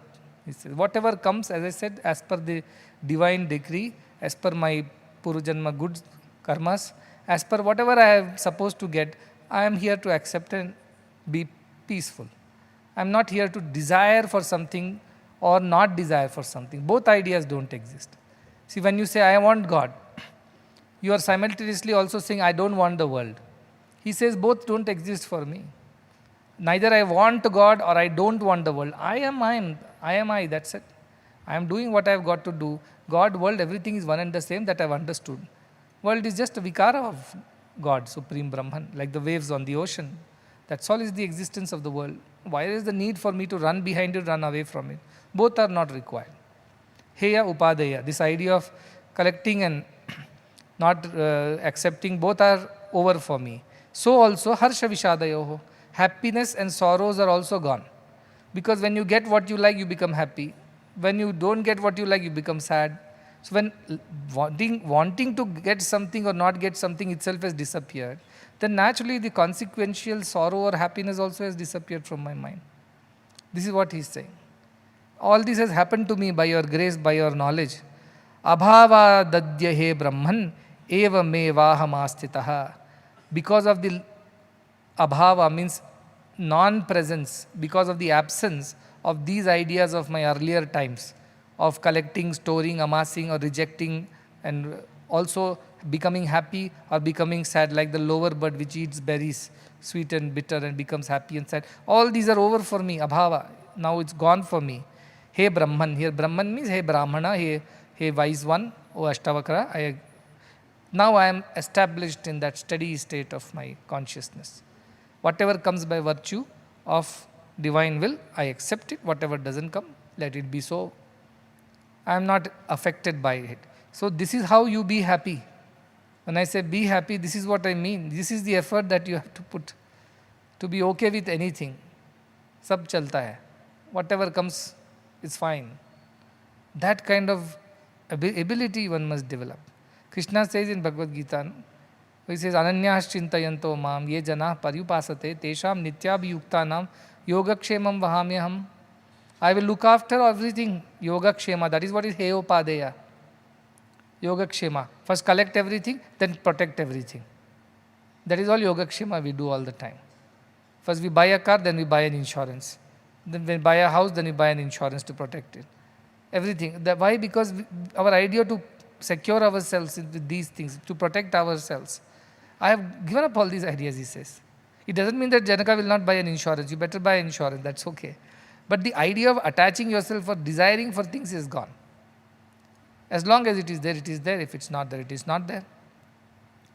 But when Ananyas Chintayanto Mam, the one who is constantly absorbed in Krishna. Krishna means supreme consciousness. When Krishna speaks absorbed in me, the Krishna Bhaktas will go extreme again, saying only Krishna, the real God, is the one who is capable of this assurance. He alone can save you. No. The idea is that Supreme Self, the God which sits all above all these forms and names, such a God is very kind and compassionate. If you are always connected to that Self, Supreme Self, then you don't have to worry about anything. Because whatever comes, you will be satisfied. You don't insist why it's not in a silver platter, why it's not this way, that way. Nothing. Whatever comes, you take it and you are happy. That equanimity comes to you. This is what has come to him. And that is what Krishna means. think of nothing else other than me means think of yourself as of the self. Then this idea of yoga kshema, I want to protect and preserve, is not going to affect you at all. Whatever comes is fine, whatever goes is also fine. There's a story that one lady was there. She had 2 children and her husband was a merchant. So he had gone out for trades, his business. And that time people will travel overseas and then come back after a long time. During this time, it so happened that a lightning struck both the kids when they were playing, and then both of them died. When they passed away, she had no choice but to bury them and be done with it. But after many days, when the husband returned, the first thing he asked is, where are the children, the 2 boys? She said, I will bring them, I will talk to you about it. You just have your shower, you have your food, you just returned from a long voyage. So she kind of comforts him. And he finishes all that, he finishes his dinner, meals, and he asks, what about the children? What happened? He said, before that you have to answer a question for me. I'm in a dilemma. So he asks, what is the problem? Then she says, once upon a time, a friend of mine gave me 2 jewels to keep with me as in my custody as a trustee. Yesterday we heard trusteeship in the speech by the recipient of the award. So keep it, he said that I have to keep in my care. But one day I am supposed to return the jewels back to my friend, isn't it? He says, yes, of course, it is not yours. How can you not return? You will be a thief if you do not return. So he said, my friend came and asked me for the jewels back. I did not like giving it back. Oh, no, that is not right at all, husband said. You must give it back to the friend. Then she says, that is what I did. I returned those 2 precious jewels to the friend who came to take it back. That's the right thing you did. Then she explains, God gave us 2 children. They were in our custody. One day God came and took them away. And I was hesitant, but now I know that I did not do wrong. I allowed them to go back to God. I let them go. Then he understood and didn't ask any further questions on children. That clarity, everything God has given us. As long as we are supposed to enjoy it, we enjoy it. When it's done, we should be able to overcome that, let go. If we cannot do and get attached to things, then we are thieves. We are stealing away somebody else's property. We are keeping somebody else's wealth in our custody, and we are not returning it. It is not right.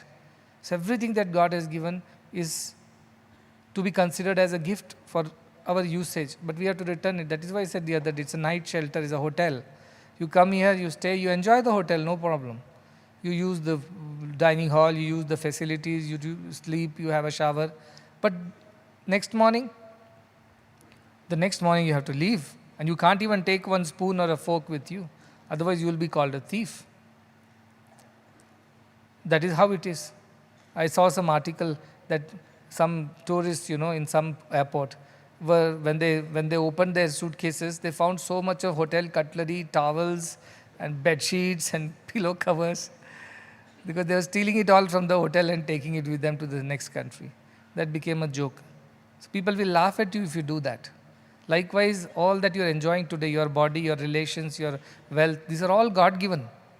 And if God decides to take it away, you shouldn't be crying over it. You should let go happily. Is that possible at all?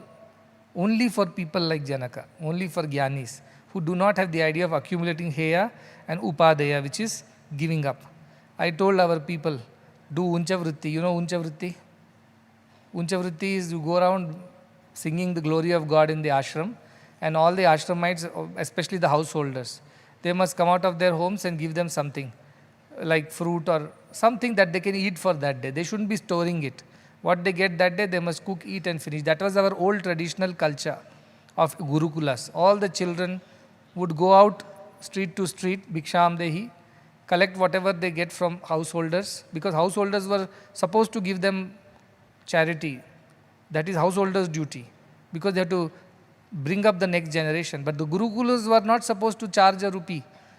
All schools were free. So then how does the school run if it is not taking fees like in today's times? Through charity, generosity. And how much charity can you take? Only that which will last you for that day. Somebody gives you gold or diamonds and silver, you're not supposed to take. You must refuse it. You must say, give me something that I can eat today. My brothers in the school can eat today. Our teachers can eat today. And tomorrow I'll come again to ask for tomorrow's requirement. But today's requirement is all that I need. Such clarity. No idea of accumulating it for tomorrow and day after and the day after and 1 year later, 10 years later and the retirement. Nobody thought. When people tell me, why you don't have a corpus? How will you run this thing? I tell them I'm the perfect example of Uncha Vritti. I ask what is needed for today from people, and if they give me, I run the place. And when I am done with it, I ask tomorrow again. And I ask every day, every month, every year. That is how we run the place. We don't have any corpus. The other day when big argument happened with somebody, they were comparing us with others, who have big corpuses. And I told, see, it's good to have a corpus, but then that will definitely, limit our imagination, limit our abilities and our possibilities. Because then you will always try to calculate how much interest you earned on that corpus. Oh, in that interest also only half I can spend right now. Other half has to go back to keep adding to the corpus. I've been to the US and other places, huge foundations, huge corpus, billions of dollars of corpus. But they keep growing the corpus, they don't spend it at all. The idea is that they want to be safe. But then you are not doing any good. There are millions dying of hunger, but you are not spending any money. Why? Because you want to save that money in that corpus. Heya padeya. This is the problem. You really don't do good work even though you are calling yourself a charity. Most of the time it is just a rerouting of your funds, from taxable to the non-taxable category. Real charity doesn't happen. And look at us. We live hand to mouth. This month if we have survived, we thank God and wait for the next month to happen. Despite that, we keep doing such big things. That is why people are unable to understand our model. These big bankers, and they say, how does this model work? So you have money elsewhere in another country. I said, I have nowhere anything. Whatever is there in front of your eyes, this is what it is. If people don't donate this month, we have nothing to eat next month. That's it. If people donate next month, then we have something to do, and then we'll go for the next month, and so on and so forth. We started this project 800 crore plus. We had nothing. One devotee, one person came and said, I'll go give you 150 crores and put my name on it. I said, okay. After that, we're just going and telling everybody, you people all have contributed in your small and big ways. Still we have to go a long distance. But does it bother me and make me lose my sleep? No. Doesn't bother me. But sometimes I feel the responsibility, like Janaka must feel the responsibility of the king. Not get overtly bothered, but he must put efforts as a king. If he says, no, everything is illusion, anyway a magic show, tomorrow people will in the kingdom are suppose fighting with each other, an enemy attacks you, or there is a drought or a famine, people are sick and there is sickness, a disease, a pandemic. Is the king not supposed to act? Must act. Can't sit on the chair and say, I learned from Ashtavakra Gita and I believe everything is illusion, who dies, who lives. We cannot say that. That is the beauty of Ashtavakra. It will make you feel perfectly aligned with the Supreme Self, at the same time keep you active in doing what needs to be done. That's it. Many people take spirituality as an excuse to not do things. Many people understand spirituality wrongly, that it is not doing things. No, spiritual people are active and doing what they require to do without the botheration of doing it. That's all the difference. As I said, between spiritual and worldly people, it's just the attitude which is different, that's it. Nothing else is different. They also wear the same clothes, eat the same food, live the same life, but the attitude with which we do is totally different. That's all you will achieve after Ashtavakra Gita classes. If you do anything else other than this, go off and shave off your head and leave the ashram and go off to some Himalayas and join this group of mendicants, I will say you haven't understood Ashtavakra Gita in its entirety. You have understood some, but not truly. But half knowledge is dangerous. So it's better that you understand it fully. And the full understanding is the attitude changes. I am not the owner of anything. I am not the doer of anything. I am not the enjoyer of anything. Everything is divine. But nevertheless, as long as I am in this body with a duty, I must discharge my duties to the best of whatever possible abilities I have that God has bestowed upon me. And that is how things will happen. This is the model on which we work. Sometimes it's scary for people when they look at it. They're saying that this is suicidal. What about next month? If nothing comes, I said, if God decides that none of us should eat, we won't eat next month, that's it. If God decides none of this should work, we won't work. That is up to God. What am I to decide? No, but you are the in charge. I said, I am instrument. I am really the instrument. In charge is elsewhere. I am an instrument who is just executing the God's command, that's it. Why should I bother? But you are only divine, isn't it? You know that you are divine. I told, yes, Jiva Prajna, Daiva Prajna, two Prajnas everybody has. The human consciousness and the divine consciousness. If you ask me from the human consciousness, if I had to reply, I will call myself an instrument of divine. If divine consciousness is what I have to reply, I tell yes. Everything is me, I am everything. That Sarva Bhutestu Chatmanam, Sarva Bhutani Chatmani. I am only in all are in me. That is all will be the attitude. As Hanuman replied very clearly and cleverly to Rama. When Sri Rama asked Hanuman, who are you? He didn't say, I am Hanuman, son of Anjana and things like that. He just said, Deha bhavena dasoham, Jiva bhavena twadam shakaha, Atma bhavena tvamevaham, iti me nishchita matihi. This is my conviction, that when I think I am the body, I am your servant. When I think I am the soul, Jiva, I am a part and parcel of you, I am a spark of you. When I think I am the supreme self, I and you are one. There is no difference. That's what Jesus said. I am the messenger of God. Then I am the son of God. Then I and my Father are one. What does he mean by that? There are three states of our understanding and existence.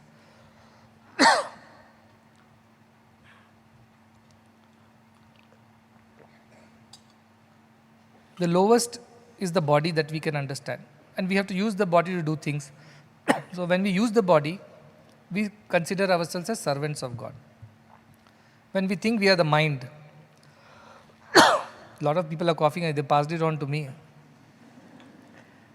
And the second part is the mind, when you can identify yourself with the jiva. Then you say, I am a part and parcel of you. You are the ocean, I am the river. That's all is the difference. I am and you are, but water is same. When you go to the Atma Bhava, you say you and I are one and the same. So that is the idea of body, mind and consciousness. What is Janaka saying? All this I have given up. And abhavadya, in today's time, I am completely settled, I am completely established. So I do not need to worry about what I have gained, what I have lost in the process, how much I have, how much I do not have. Those ideas don't bother me anymore. The next shloka, 12.5, continues in the same tone. What is the next thing we do? Ashrama dharmas we know. So he says ashrama and ashramam. Ashramam and anashramam. Dhyanam chitta svikruta varjanam. Vikalpam mama vikshayete eva meva hamastitaha. He says this idea of ashrama dharma. Now let us talk about the ashrama dharmas. What is ashrama dharma? Brahmacharya ashrama, grihastha ashrama, vanaprastha ashrama and sannyasa ashrama. Our life is divided into 4 phases. Brahmacharya ashrama is the student life. Grihastha ashrama is the life of the householder. Vanaprastha ashrama is the life of a renunciate. And 4th is the sannyasa ashrama, that of a dispassionate, detached person who has given up everything. So we were supposed to spend a quarter of our life learning, then quarter of our life in earning and raising a family, then quarter of our life in doing social service away from the family, considering all as our family. And finally, the last quarter we are supposed to give up everything, only pursue God. Social service also is not needed. Just contemplation on the self is enough. That was the method. So he says these methods are for those who still believe that they are different from the self. So they have to go through the process. This whole idea of ashrama and anashrama, am I in this ashram or that ashram? For which sake all this thinking and meditation happens. For chitta svikruta varjanam, to be accepted or rejected by the mind, we meditate on things. To accept the mind or to reject the mind, or even to accept an idea or reject the idea. That brahmacharya is right or grihastha is right, vanaprastha is right. All these are over for me. I have established whichever ashram dharma I am in, I am the same self. See, ultimately why we put this ashrama dharma, so that at the end of the journey you are able to realize the self. That is the whole idea. But he says, I have already realized the self, then where is the need for me to worry about which ashram dharma I am in, whether I am following it correctly, not correctly? How does it matter? You have attained what you needed to attain out of it. Now how does it matter? Vikalpam mama vikshete. All these are just vikalpas, choices that we have to make in life. Choices happen. Based on situations, time, place, circumstances, we make choices. So in which ashram we are, that is our choice. or whether this thought is right, that thought is wrong. These are all choices that we continuously make as a part of our life. I have analyzed this, understood this, and I am beyond this now. I am not here consciously trying to make a choice or consciously not making a choice. Whatever is coming by the way of destiny, I am okay with it. Suppose I am I was born in a normal family, but suddenly, like Adi Shankaracharya, moved on to become sannyasi. He didn't follow any ashrama dharma. Somebody will go and say, why you are not following ashrama dharma? This is a scriptural injunction. What should he say? Now, I have already graduated. There are children at 12 or 13 years, they finish their post-graduation, PhDs. For that person, if you go and tell, no, you did not go to the regular school, where is your 10th class mark sheet, where is your... He'll say, what is the need? You ask me for the knowledge. I have the knowledge. The lakir ke fakir, they say, in Hindi. The rule book people, they are sticklers. They don't understand anything. Well, somebody has already understood the subject, what is the need for him to repeat like that? So he says, I have gone beyond all this idea. You are a king, you are supposed to behave this way, you are this.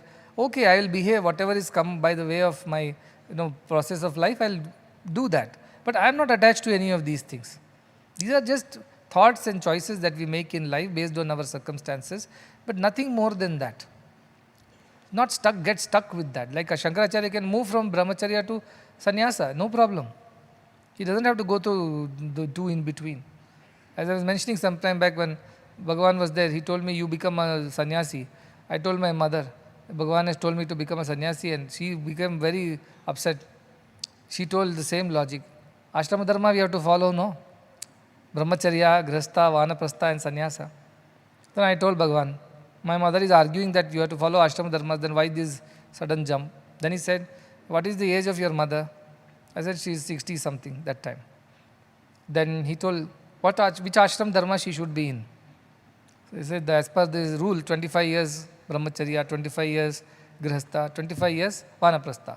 So 50 to 75 vanaprastha. Vanaprastha means she should live in the forest, not in the house. Ask her if she is following ashrama dharma, only then she has the right to tell you to follow. That's how he put the ball in her court. And then he told me, see, what are these ashram dharmas for? To attain God, to realize the self. And if you are already reaching faster, why you need to go through it? Just because there is a rule. Not rules apply to those who are below the rules. There are some who are above the rules. How? Like the queen or the king or the prime minister or president, when they come, all the signals open. No traffic rules for them. But for ordinary, every signal you have to stop and wait for the green signal to move forward. Likewise, he said, for pursuit of God, anything can be given up. If you are capable of directly going to the ultimate final stage of ashrama dharma, which is sannyasa, so be it. How does it matter? At the end, goal is to attain God. Right? Goal is not to enjoy the world on the way to God.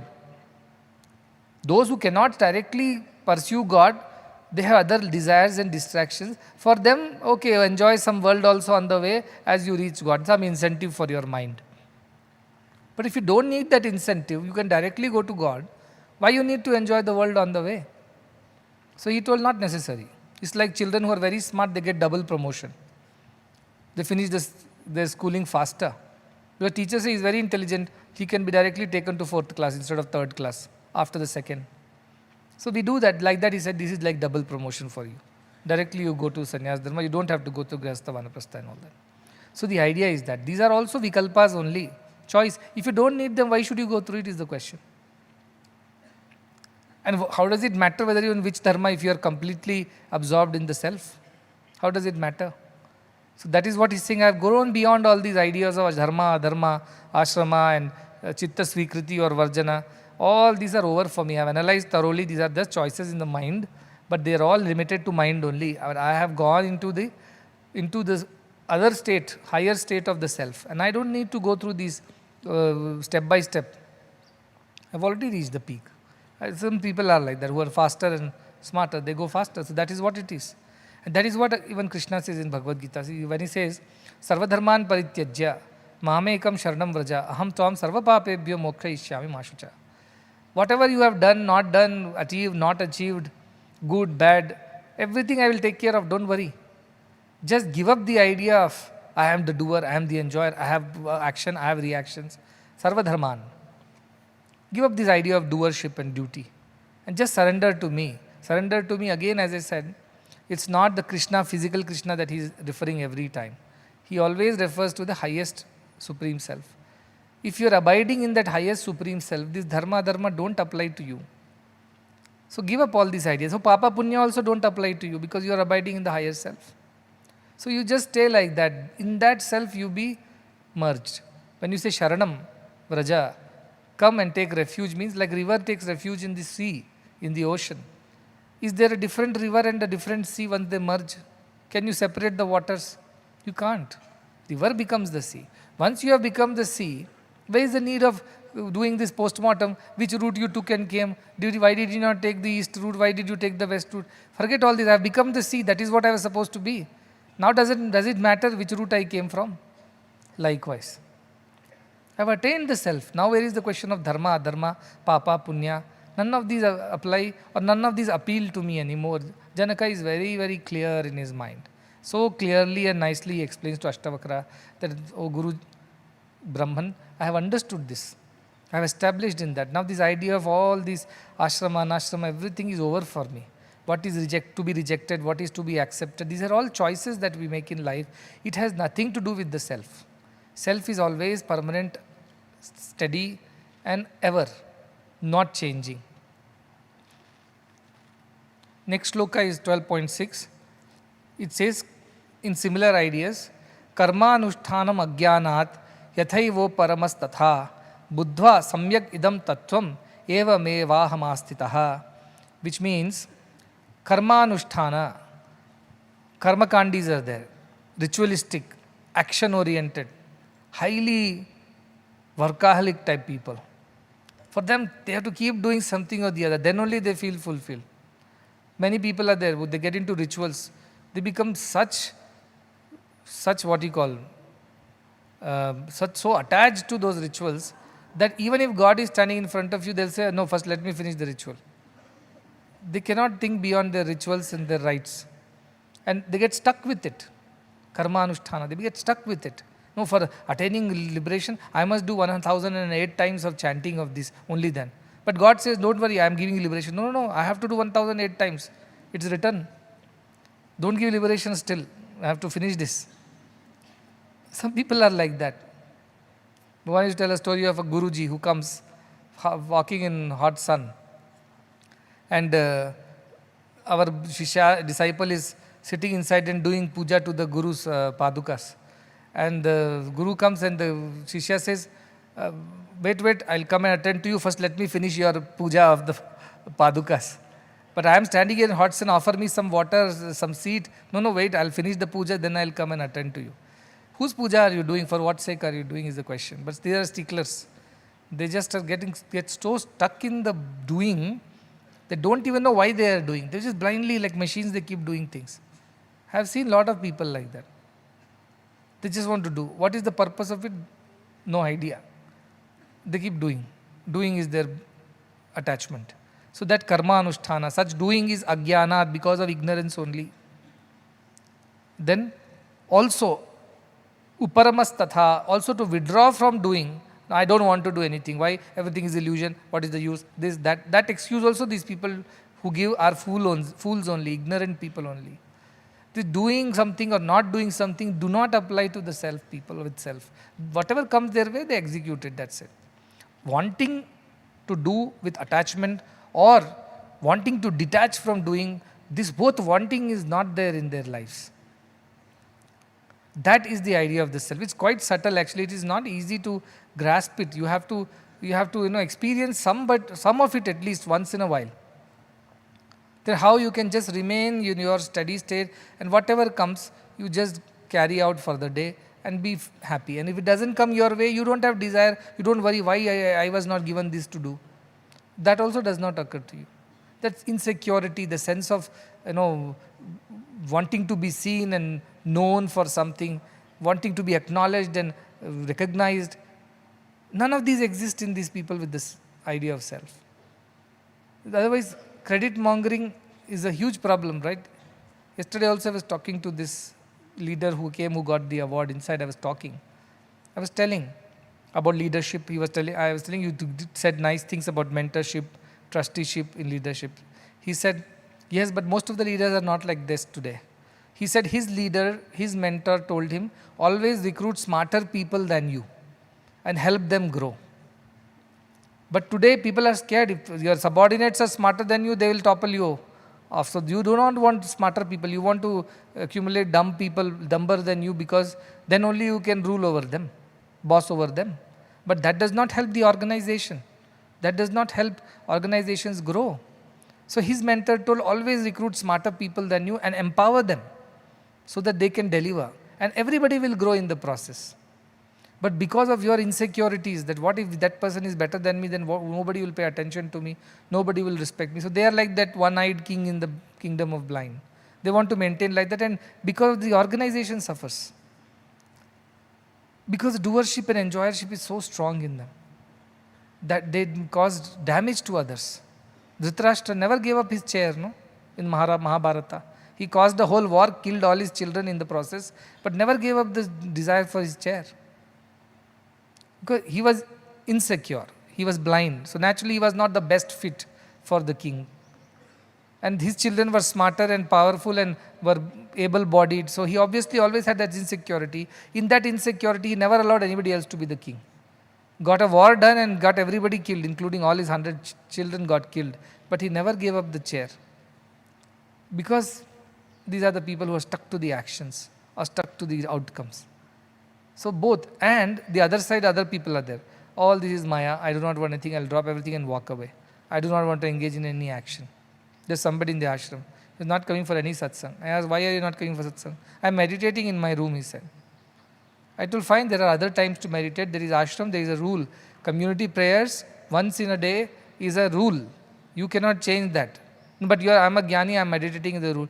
But are you not coming out to eat your food in the canteen? Yes, I am coming out. Are you not coming to buy groceries at the store? Yes, I am coming out. Are you not coming out to get medicines from the pharmacy? Yes, I am coming out.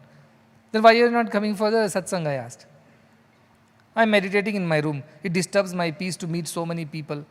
And this all is not nice. I want seclusion, solitude. I told you have not understood anything of whatever I have taught so far. Why are you complaining like this? For food, have you stopped eating? No. Have you stopped sleeping? No. Have you stopped entertaining yourself? No. But stopped coming for a community program. Why? Because there are so many people, I don't want to be affected by their energies. And I said, this also is nonsense, total nonsense. And there are others who, you have given me so much of work, where is the time to attend any satsang? Where is the time to, see, if genuinely I have told don't attend, there is work, there people are doing work, they have targets to complete. But they take that as an excuse. I told our staff also, half an hour in the evening, what is your problem in coming and sitting for bhajan? That's a rule, no? We are a community, communities have community rules. And if you want to be a part of the community, you must follow certain aspects. Unless you are a jnani, then it's a different matter. Then you don't even need to be here, you can be anywhere. For everything else, you want to benefit from the system. But when I tell you the rules of spirituality, you say, no, I have too much work, I am doing your work only, I am doing your seva only. Then I told, nothing doing. How much ever busy you are, whatever be you are, that half an hour you have to take it out in the evening. Unless there is an emergency, I am okay. Some people are there, the children are very small, they cannot come and sit here, very difficult for them. I understand. Some are very elderly, they cannot sit for, I understand. But still we have made all the arrangements and facilities. Now even a small room is being created at the end for breastfeeding babies, so that the mothers can take care of the babies in that room. Because they complain that children get hungry. Elderly, we took buggies, we put those buggies are there which will bring you from your apartment to here. Or if you need any other help also is being rendered. There is no excuse. There is no excuse for these things. But as I said, if you are like these ignorant people, what Janaka is saying, you will get too busy with actions and forget spirituality, or you will become too spiritual in your approach and forget actions. Because these people are half-baked. They are not mature in their spiritual understanding. That's why they behave like this, extremist, swing this way or that way. But the real person who has understood that will remain steady. What work needs to be done, they will do the work. When meditation needs to be done, they will do that also. But these are vagaries of the mind are not there. Or desire or wanting to be doing or not doing is not there. Whatever comes their way, that is how they are satisfied doing whatever is required to be done. And buddhva samyak idam tattvam. I have completely, samyak means completely understood this is the principle. That some people are ignorant, so they get into too much action without understanding why. And some people are foolish, because of which they don't want to engage in action, saying actions will bind me and all these things. Both I have understood completely. These are all just ways of the mind. This is the tattva. I have understood that. Evameva hamastita. Therefore, I am established now. Earlier, I was also like that, but now I am no more like that. Once I went for a yajnam. They invited me to Tirupati. I went all the way. In the yajnam, then the main priest was there. Very passionately he was doing. It's a huge yajnam. It's a big arrangement, very elaborate. After that, he came and told me. I saw 2 dolls were there, 2 horse dolls were there on 2 ends of the yajnam. Then he came after the yajnam and told Swamiji, we have to sacrifice some animals at the end of this yajnam. I said, what animals? He said, we have to sacrifice goats and horses also. I said, oh really? But then he said, see, goats we got when we will sacrifice them in the evening, in the dark, so that otherwise these animal rights and everybody will jump on us. So we'll quietly do it in the night. We can't do it in front of you. I'm just letting you know so that you should not think that we didn't do the ritual properly. And I asked, what about the horses? He said, horses are not possible. They are very expensive. So we have got 2 dolls as representatives of horses, and we will cut the doll's neck. I said, then as well get the dolls for goats also, I told them. Why cut those goats unnecessarily for your ritual? No. Gods will be unhappy. I told them, God should be unhappy with the horse thing also, isn't it? Look at our logic. Karma anusthana. Was stuck with action. But I am saying, I am the one for whose sake you are doing yajnam. I am saying I am okay, don't worry. Don't kill any animals, I am okay with it. I will be pleased and everybody will be pleased. I am guaranteeing you, underwriting your yajnam. No, that is the ritual. How can we not finish the ritual properly? What should I tell them after that? I said, do as you please. Because they are not willing to listen to me. They are not willing to take any advice. What advice can you give? That is how Hinduism went down the drain, because and Buddhism came up during those times of 500, 600 BC to ACE, because it seems once a huge number of sheep and goat were being huddled towards king's palace. And Buddha, who was passing by, he asked, why are these animals being taken? The shepherd said, these are all going for a big ritual in king's palace, where all of them will be sacrificed as a part of the ritual. So the Buddha asked, but why are these animals being sacrificed? What will they gain out of it? Don't forget, Buddha was earlier Hindu only, if you think of Bharatvarsha as Hindu. So he questioned this practice. They said, we do not know, we just are told, so we are doing that. So okay, let me also come with you. He goes to the king and argues, why are you killing these animals for this ritual? He said, they all will go to heaven if I sacrifice them. But Buddha says, but none of these animals expressed that they wanted to go to heaven. You are the one who want to go to heaven, so you should sacrifice yourself. Why these poor animals, voiceless, helpless creatures? Then the king realizes, yes, what he says is a logic in that. Animals don't want to go to heaven. What will I do? I want to go to heaven. I want to attain heaven. I want to attain greater things. So sacrifice should be made of my body, right? Why these poor animals should be killed? Like that, someone, if in another culture and civilization, they will, young maids, they will kill them and bury them along with the king so that he can enjoy them in the heaven. Armies were killed and buried so that they will go to heaven with the king and they might fight a war. Kings will be safe and king's soul will be looked after by. I don't understand the logic of all these things. One day I was reading an article, it says one man was burying his car, Bentley, made a big pit and was burying it. So everybody asked, what's wrong with you? Why are you burying this car? He said, because I may need it when I go to heaven. So everybody laughed and said, how will this car go to heaven? It is here only. He said, then why are we accumulating everything as if we are going to take all this to the next life? Why are we accumulating things in bank accounts, in jewelry boxes, in investments, in properties? Why are we doing that? It won't come with us, right? Like this car. That's the logic. So this karma anusthana, doing this, doing that, doing this and feeling satisfied, I finished this. Correct. I'm not saying don't be respectful to the rituals, but there should be some reasoning behind it, right? It can't be blind superstition. That's where my problem is. That I do not like spirituality or religion to become so ritualistic, blinded by superstition that it can't see the logic behind why we are doing what we are doing. And then, if anybody asks any question, oh, this is how it is, shut up and listen and follow. Otherwise, you are non-believer or whatever, they will brand them like that. So this is why a lot of people ran away from spiritual path, because they couldn't understand why. And there was nobody who could explain it. So a lot of youngsters gave up religion, philosophy, spirituality, because they found this does not make sense to them. And I keep telling our youngsters, this young generation which is coming up now, the Gen Z and X, A, Alpha and all that, these people are very, very curious and questioning kinds. See, generation after generation, cultures change. And this generation is very questioning. They are very, very particular that they should know the answer. Only then they will follow. You can't just shush them and say, do this, otherwise you will be punished. They may follow under their control, but once they are out of your control, they will not. So everywhere, I went to Italy. Our Ampelio comes, so he is not here today.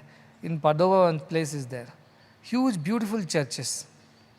And medieval time churches, in 11th century, 12th century, huge churches. I said, my God, these are wonderful churches. Who comes? He said, but nobody comes today. Empty.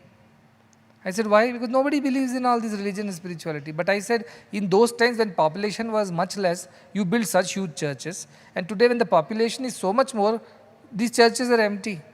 In the US, I saw they have become bed and breakfast. Because seminaries were there, rooms are there, bathrooms are there, hall is there. They turned them into motels and bars and pubs. Why? Because nobody goes to this church. I asked why. Because they don't understand why should we go. That faith has disappeared. Because we have not been able to explain to them our faith. Because faith by nature itself demands that you believe first and experience later. But this generation says, first you prove it to me, then I will believe you. And that's not possible in religion and spirituality. But at least whatever you ask them to do, you should give some logic behind it. If you don't give the logic, then this generation will run away. And which is not good for anybody. Because if you are separated from God, you are not going to lead a good life. You will lead an immoral life. You will lead a life of, contamination, corruption. Because you have no faith and love for God. Daiva priti, papa bhiti, sanganiti. So our idea is that to teach our children, yes, you do rituals, but you understand the logic behind it. Some of it you cannot scientifically at that point in time quantify and prove. But if you keep your faith good enough for good enough time, eventually you will be able to grasp the inner meaning of it. Like one day a child came and said, I don't want to go to temple because God is everywhere, then why should I go to temple? That was his logic. Then I had to explain that yes, God is everywhere. But in some places his presence is stronger. We feel it stronger. Like you have internet everywhere, but in your house the internet is strongest in your bedroom. Why? Because the router is there. So it is strong there and you are able to watch all your videos on your phone, isn't it? He said yes. Likewise, temples are like those towers, like our signal towers, and where you get strong signal of God. So you should go to temple. Only then he went to the temple. But when he grows up, he'll realize, yes, I feel different in a temple compared to my bedroom or compared to my home altar. God is everywhere. Yes, if you become a jnani, it doesn't matter. And Guru Nanak Dev was traveling, it seems. He went and sat under a tree and his feet were facing the shrine. So somebody came running saying, how could you show your feet to God? He said, tell me where God is not there, I will put my feet in that direction.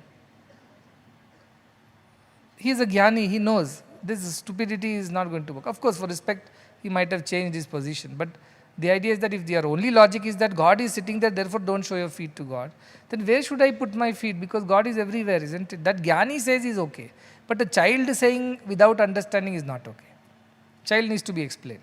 See, this is how it works. Many of these generation people, the present ones, the woke generation, they question logic like this. Once they become jnani and they question, I have no problem. I'll say, put your feet anywhere, including on your head, I have no problem. Because God is everywhere, so you can't escape God. But without having experienced it, you start questioning like this, where God is everywhere, then why I should be doing this ritual? Why should I be there? Everything is supposed to be Maya and illusion. Why should I be following that? All that is right. When you want to gratify yourself, you want to enjoy your senses, that time where is the logic, I ask them. You are also God. Why are you behaving like this then? You shouldn't be behaving. That time they have no answers. But if you tell them from outside, why are you doing this, why are you doing that, why you should do this, you should do that, they'll question everything. But unfortunately, generation has become like that. So in our school, that's why from early on, we start teaching them things and then try to explain the logic of it, why it is done. Then hopefully as they grow, they will be able to experience it at some point in time, and then their faith will get confirmed. A similar shloka from our Bhagavad Gita says, no, karmanyavadikaraste ma phaleshu. Do your action, you do your duty, what you got to do, without the desire for the outcome. This is what it is. Janaka is saying, this karma anusthana or uparmeti, or withdrawing from karma, both are out of ignorance only. I want to do, I don't want to do. Both are ignorance only. Whatever needs to be done should be done, that's it. And you are not even the doer in the first place. Don't imagine your importance. The next shloka is 12.7, which says, Achintyam chintyamanopi chinta rupam bhajatyasau tyaktva tadbhavanam tasmat evamevaham astitaha. Here what it says, beautiful, it's very deep shloka. It says, Achintyam chintyamanaha. God is unthinkable. You cannot think God. In the sense, in our scripture, when we say the self, the supreme self, Brahman, cannot be understood through the mind, right? Yato vacho nivartante aprapya manasasaha. That from where the words return, and that which cannot be comprehended by mind, that is the self, they say. Now, what tools do we have to experience anything in the world? Our body or our mind. With that we experience the world, either through physical touch, taste, smell, whatever 5 senses, or by intellectual analysis. We understand things. By rule, by definition, the scripture says God is beyond both. These tools don't work. It's like trying to drink soup with a fork. It won't work. So it won't work. You apply body, mind to understand. He is achintya. The definition of God is achintya, means unthinkable. Cannot be thought in any particular way. Then what about all these gods sitting on the altars and everywhere in our shrines? What are these gods then? No, they are our imagination of them. But they are beyond imagination. That is how our scriptures explain. I will go much deeper. So he says, Achintya tyam chintyamanopi chinta rupam bhajatyasau. All this which we see as forms, these are nothing but our thoughts manifesting as those names and forms.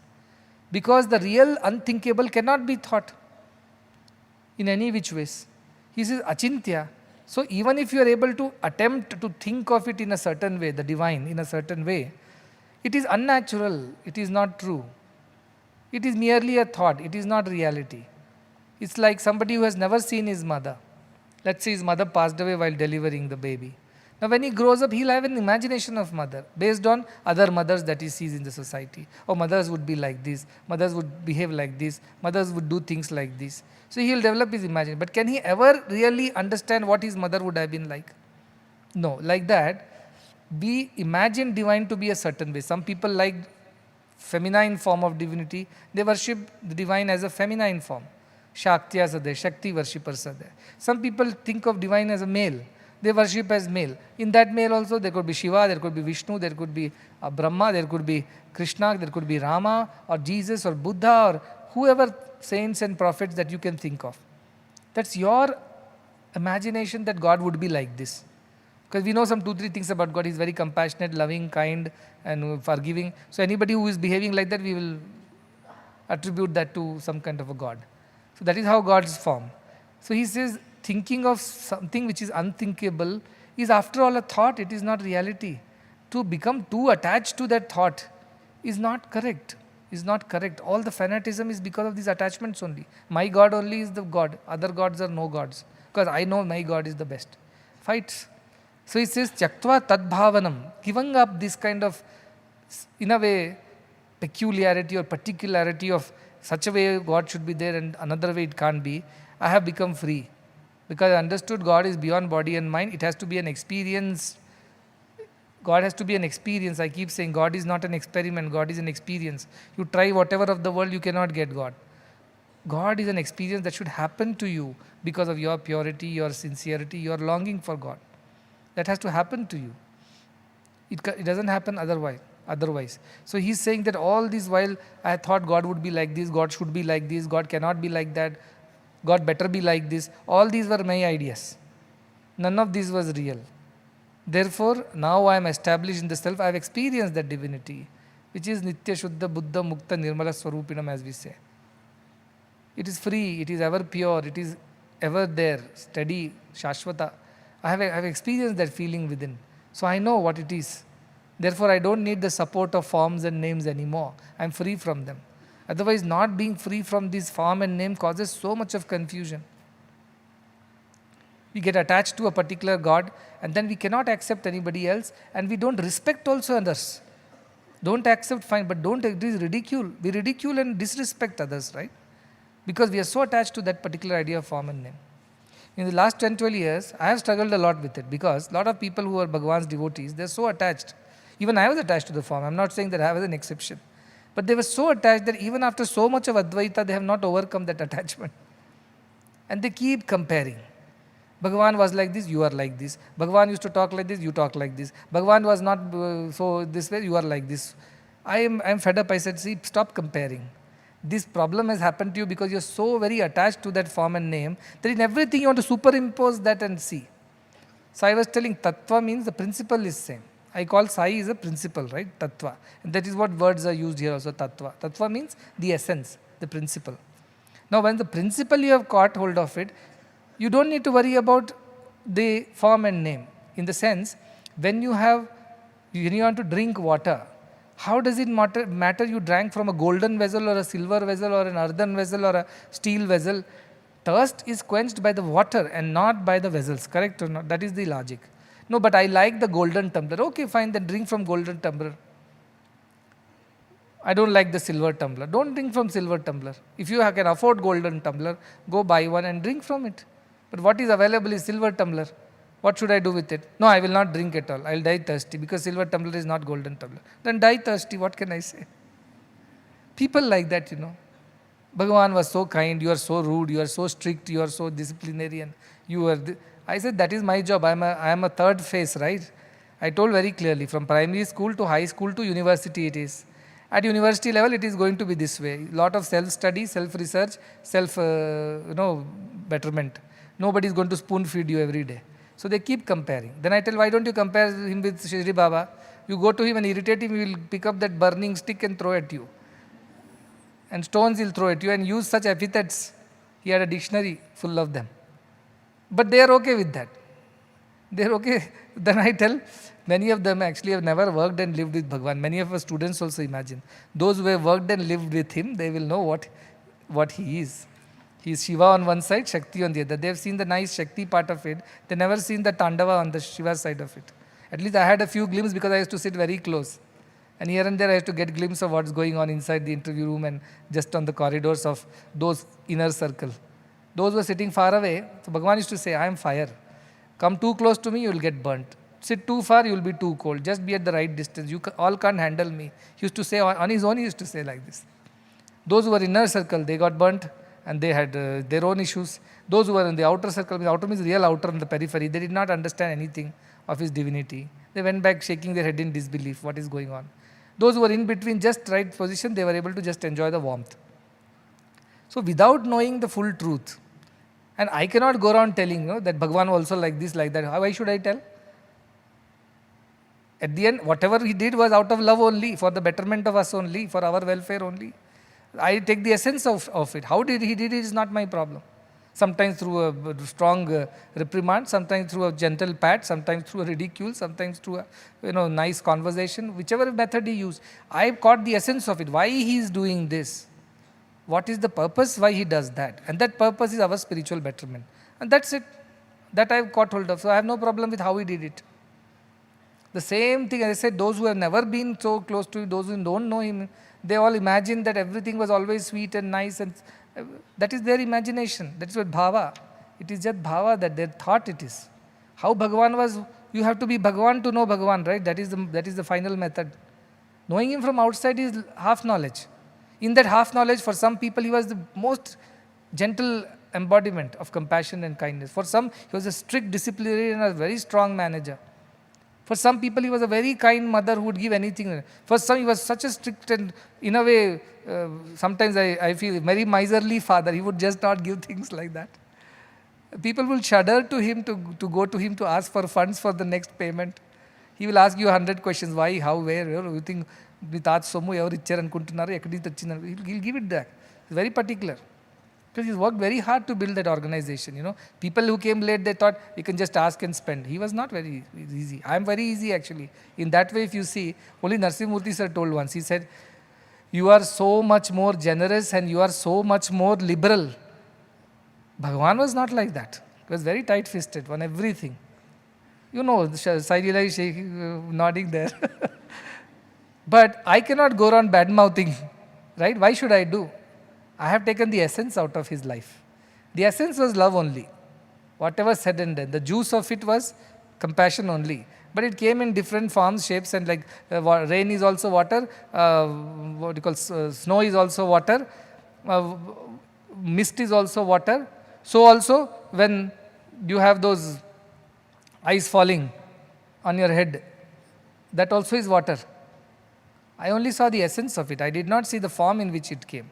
So people look at God in different ways and imagine their own understanding of how God should be, how God should not be. But I tell them, after these 10, 15, 12 years, whatever you have lived here, overcome these comparisons and overcome this idea of names and forms and or this particularity that it should have been this way, it could not have been another way. This is foolishness.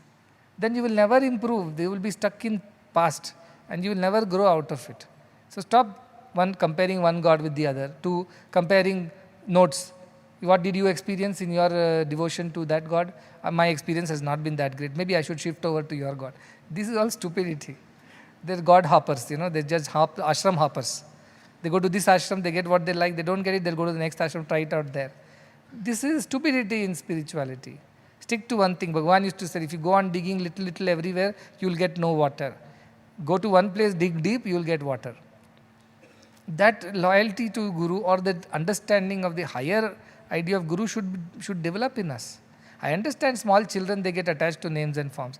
But after several years, how can one be still attached to name and form? That is the idea. In fact, I have written somewhere in the book, if a Guru does not make you independent of himself, he is not a Guru at all. He is not Sadguru, he is Asadguru.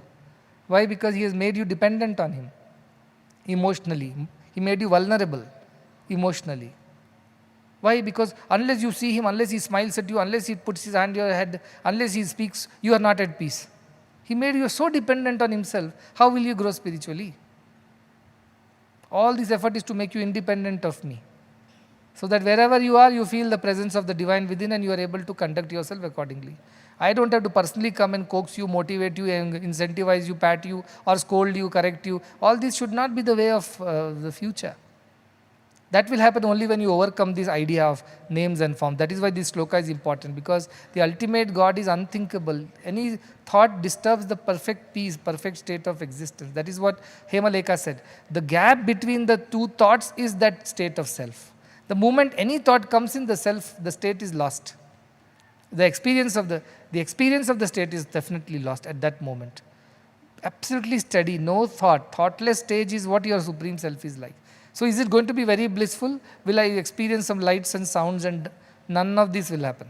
If all that is happening, you are still at a lower level only. You are going up still.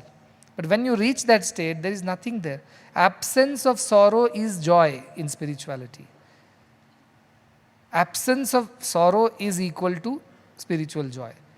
That's all is the definition of spiritual joy. You don't experience spiritual joy as something more than what the worldly joys are. No. It is absolutely, there is no sorrow. In worldly joy, the joy will turn into sorrow tomorrow and again into joy next day. In spiritual joy, it remains this joy forever without any sorrow. So if you say, is it a state of exhilaration and some kind of a delirium, some kind of excitement, some kind of otherworldly feelings? No. It's absolute steady state of peace because there is no sorrow. There is no change. That's what I told Tigrit. He laughed and he said, our rishis were very clever. They said, this is a state of ananda, you will experience supreme joy, you should strive for it. Because they knew we have to incentivize these human beings. What makes us do things? Greed or fear. Either because of greed we do things or out of fear we do things. Now in spirituality you can't bring fear. So what is the other thing? Yeah, some fear they bring. If you don't do this, you'll go to hell. They will get fried in hot oil. Where is the body to fry? I was wondering. If your body is there, you can fry like a pakoda. Where is the body? Garuda Purana has a description of hells. So also many scriptures have what kind of hells, levels are there. Like five-star hotels have levels, like that 5-star hells also have. Worser hells will have worser experiences. Anyway, that is one part of the story. That is the fear part of it, to drive you to follow spirituality. But our rishis were very smart. They also created the greed part of it. That you will experience 10 times the bliss, 20 times the bliss, 30 times the bliss. Like I mentioned in Ananda Valli, it comes, not Ananda Valli, whatever the other Valli, it comes that how Ananda Mimamsa comes. What is the quality of the supreme joy of divinity? It says is 10 to the power 20 times the human joy. And what is human joy? He should be young forever, he should own the whole earth, all the wealth on the earth, he should be a learned one, he should be very determined and strong. Then it is equal to 1 unit of human joy. Multiplied 10 to the power 20 times, that is divine joy, it says. And in between there are various kinds of joy. These are just incentivization, because our minds are greedy by nature. What will I get out of it? You will get 10 to the power 20 times of this joy. Okay, then I will practice. So these are all ideas, but the real truth is, it is an absolute steady state of peace. And people say, no, I am already peaceful. Why I need to follow spirituality? Today you are peaceful. Your life will change tomorrow.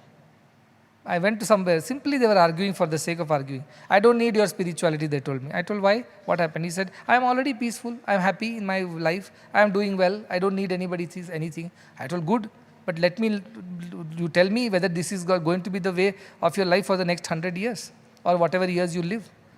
Will you be able to maintain this state? If you can, then definitely you don't need God, you don't need religion, you don't need spirituality. But I know this is not going to be that way. Today you are healthy, young, you are earning well, you have good education, all good friends, good relations, no problem, no issues. Today you are saying, I don't want God, I don't need God, I don't need these lectures. But tomorrow this situation will change. Then you will come asking, I need God, I want spirituality. So before such a day comes, learn these things so that in those days also you can remain steady and be at peace. So that is why these spiritual thoughts are very important. And he says, even trying to think and imagine and create qualities and attributes out of the unthinkable divinity is stupidity. It's stupidity. And then getting attached to that name and form and way of life and that religion and that philosophy and that particular school of thought, it's also stupidity. And then we all fight with each other. I mentioned many religious speakers, spiritual leaders came on a platform. Their whole discussion was unity of religion, how to create more unity. So after the discussion, they concluded there is only one God, and everybody was happy. The meeting concluded, and as they were about to go, again the fight started. So the main person who had organized, he asked, just now we concluded that there is only one God, then what is the fight here for? They said, now we want to know which one God is the real God, our God or their God. Because we are stuck to that idea of forms and names. We cannot overcome that as human beings. So he has overcome all that. And I have explained some shlokas here, which are from the Drisha Viveka, which I have already explained earlier. Some few shlokas I have picked up from Narada Bhakti Sutras. They are very beautiful, 138, 139. Narada Bhakti Sutra says, how should a devotee be? And the first shloka, 19th sukta, says, Tadarpita akhila charata tadvismarane param vyakulateti. All things should be done by the devotee for that sake. Whose sake? For the divine's sake. And if you forget that divinity, there should be restlessness in you. Now again, don't go back by the form and name. Simply the idea that when you are not abiding in that self, you should be restless. It's like fish out of water you should feel. So when you are not in the self, you lose that peace. And you will feel restless. Why so much of restlessness in the world? So much of anger, frustration, violence, road rage, vandalism, terrorism, gun violence. Because they are not at rest, they are not at peace. Because they have deviated from their original state of peace and equanimity, which is the state of godhood. That is why all the anger and frustration and wars and abuse and everything. Similarly, he explains the Gopikas of Brij were like that. Yatha Braja Gopika Nam. How should one devotee be? Like the Gopikas of the Brij, who are always immersed in the thought of Krishna. Everything they did was for Krishna's sake. Again, you will go back and think, because Krishna was so attractive, beautiful, just now you said don't be attracted to name and form, and now you are giving us the opposite lesson that be like Gopikas who are so attached to Krishna. No, next shloka, next sutra explains that. He says, Tatrapi na mahatma jnanam vismrit apavadaha. He says, in there also, if one is not aware of the divinity of Krishna, not the physical body of Krishna, but the actual self that Krishna represented, that would be wrong. In Gopika's case, what happened? They would lose that sense of body consciousness only in front of Krishna. They would forget that they are women and he is a man. That whole identity of the body disappeared in his presence. That was the power of that presence. So they said, when you love somebody like Krishna or divine and forget that he is actually the no form, no name, supreme self, then that is wrong.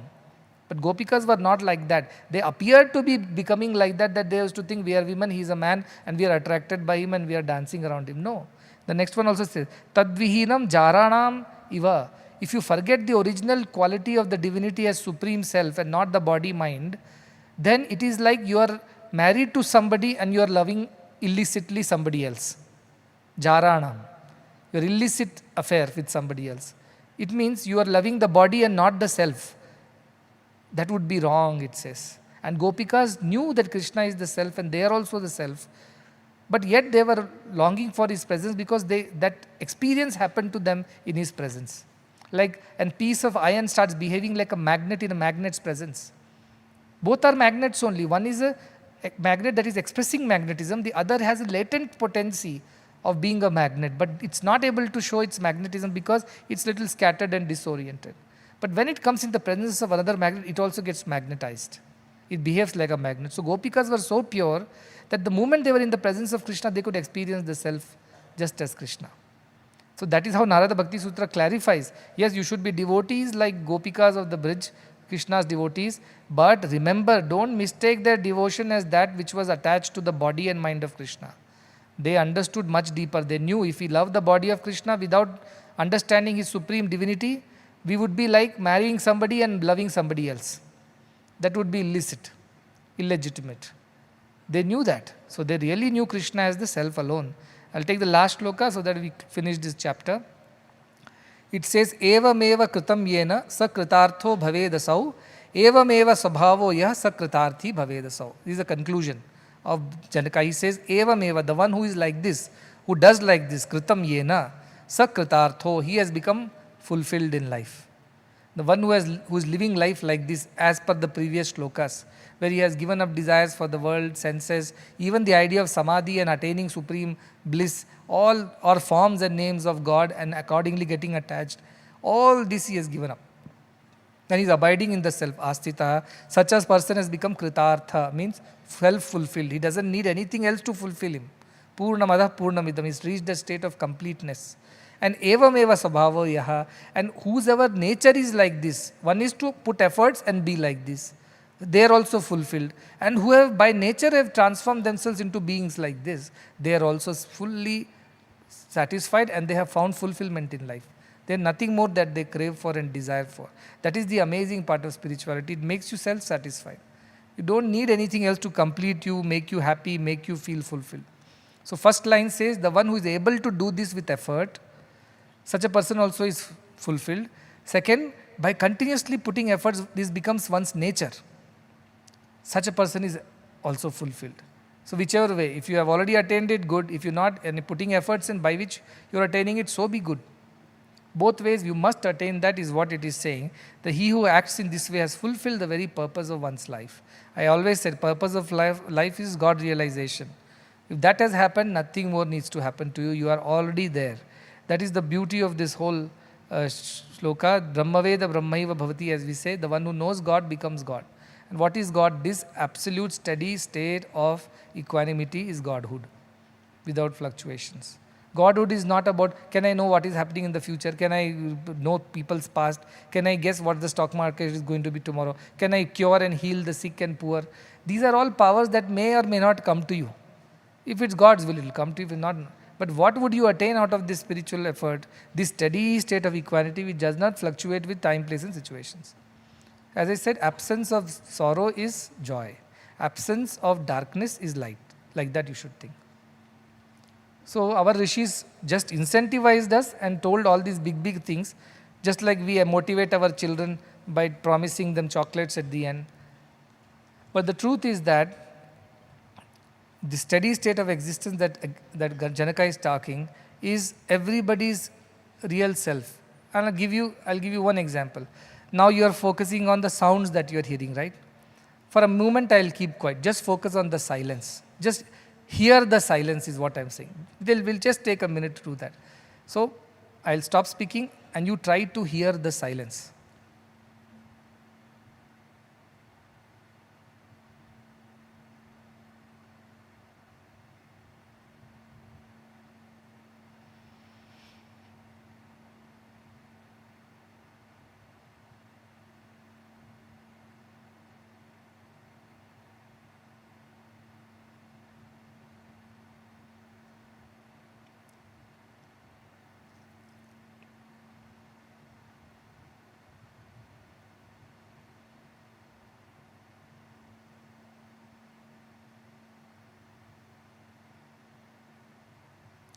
Okay.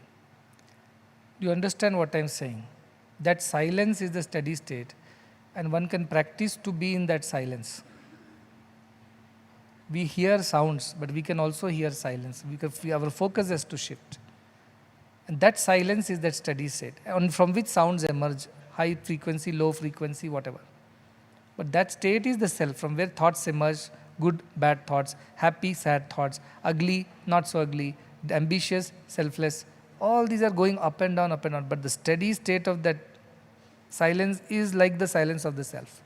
So what should you do every day? That's why do some silent sitting, do some solitude sitting, quiet sitting. And even a thought is a noise, by the way. So that state does not allow even thought. But initially it is difficult, so you focus on your breath. In-going, outgoing breath. That also helps you calm down. But it is so overwhelming. Just imagine this half a minute of this practice. Don't you feel that something has descended on you? Don't you feel something deep has suddenly happened to you? Just half a minute of silence has done this. Imagine if you can sit like this for maybe a few minutes every day. It will ground you, it will anchor you to your divinity. From where you can operate, you can do everything. Keeping your feet grounded, you can do other things. You will not lose your anchoring. So that is why it is very important. These are very beautiful shlokas, and I always say, the gap between the two thoughts, the silence between the two sounds, that is the state of the self. Try to practice that. Try to catch that gap between two thoughts, catch that sound of silence between two sounds. And you will see that there is, what I'm saying is true. And so our rishis are not saying that silence is going to throw you into some orbit of bliss. It is only telling it will remove all vagaries, because of which you will feel peaceful and steady. That's all. That's the promise. Nothing more than that. They're not promising us a heaven. They're not promising us pleasures of the heaven and beyond. They're not promising us liberation or punishment or nothing. They are just promising us that steadiness in our life, which is everything. If you get that, you get everything. So practice that gap between two thoughts and silence between two sounds. That will help you to understand the scripture better. I have asked him to sing one song today because I said that this idea of accumulation, amassment should go away. You should live for the day like birds live for the day. You should live like animals live for the day. And they don't worry about tomorrow. When it happens, they'll deal with it. Likewise, live free, not carefree, free. Free you should live. Why? Because that is your true nature. You can't be bound by these ideas of what will happen tomorrow, whatever. So uncha vritti that I mentioned, that our students go around asking for things. Not that they don't have food to eat, or I will not give them anything to eat for that day. But this is just to bring home the idea that is how the original Gurukula was there. But now I am thinking, why should we even run their kitchen? Maybe they should find their food every day. Then they will have real understanding of uncha vritti. Today only apples, tomorrow only bananas, 3 after nothing. Koi din laddu to koi din peda, koi din fakam faka ji. Then you'll know what Mirabai said. Then you'll know what Takaram said. Then you'll know what Purandaradasa said. Anyway, the song is about Purandaradasa saying, when you do charity, when the monks come asking for help and you do charity, how it helps you and how it helps them both.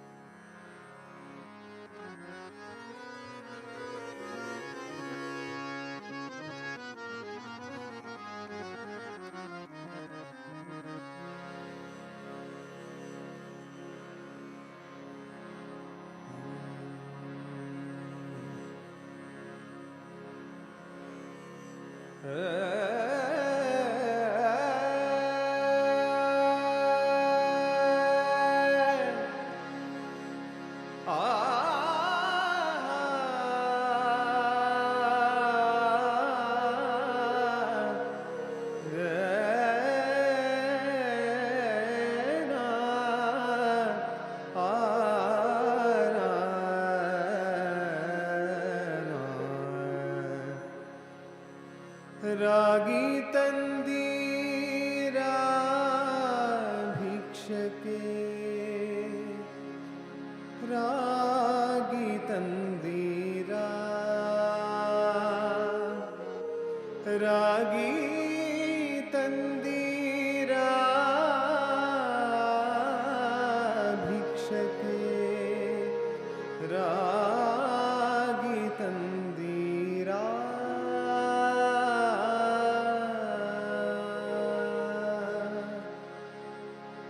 ರಾಗಿ ತಂದೀರಾ ಭಿಕ್ಷಕೆ ರಾಗಿ ತಂದೀರಾ ರಾಗಿ ತಂದೀರಾ ಭಿಕ್ಷಕೆ ರಾಗಿ ತಂದೀರಾ ಯೋಗ್ಯರಾಗಿ ಭೋಗ್ಯರಾಗಿ ಭಾಗ್ಯವಂತರಾಗಿ ನೀವು ಯೋಗ್ಯರಾಗಿ ಭೋಗ್ಯರಾಗಿ ಭಾಗ್ಯವಂತರಾಗಿ ನೀವು ರಾಗಿ ತಂದೀರಾ ಭಿಕ್ಷಕೆ ರಾಗಿ ತಂದೀರಾ ರಾಗಿ ತಂದೀರಾ ಭಿಕ್ಷಕೆ ರಾಗಿ ತಂದೀರಾ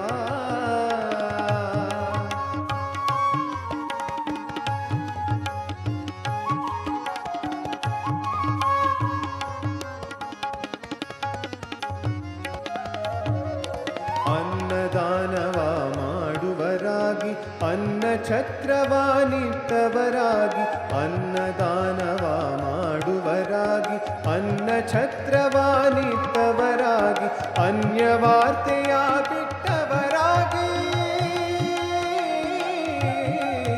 ಅನ್ಯವಾರ್ತೆಯ ಬಿಟ್ಟವರಾಗಿ ಅನುದಿನ ಭಜನೆಯ ಮಾಡುವರಾಗಿ ಅನ್ಯವಾರ್ತೆಯ ಬಿಟ್ಟವರಾಗಿ ಅನುದಿನ ಭಜನೆಯ ಮಾಡುವರಾಗಿ ರಾಗಿ ತಂದೀರಾ ಭಿಕ್ಷಕೆ ರಾಗಿ ತಂದೀರಾ ರಾಗಿ ತಂದೀರಾ ಭಿಕ್ಷಕೆ ರಾಗಿ ತಂದೀರಾ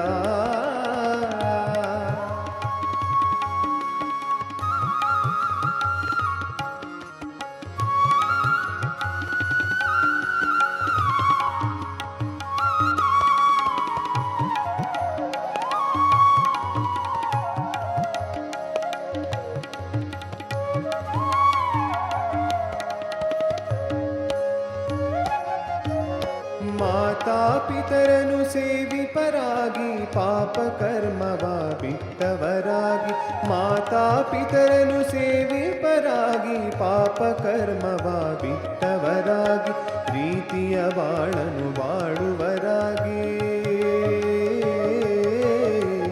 ಪ್ರೀತಿಯ ಬಾಳನು ಬಾಳುವರಾಗಿ ನೀತಿ ಮಾರ್ಗದಲ್ಲಿ ಖ್ಯಾತರಾಗಿ ಪ್ರೀತಿಯ ಬಾಳನು ಬಾಳುವರಾಗಿ ನೀತಿ ಮಾರ್ಗದಲ್ಲಿ ಖ್ಯಾತರಾಗಿ ರಾಗಿ ತಂದೀರಾ ಭಿಕ್ಷಕೆ ರಾಗಿ ತಂದೀರಾ ರಾಗಿ ತಂದೀರಾ ಭಿಕ್ಷಕೆ ರಾಗಿ ತಂದೀರಾ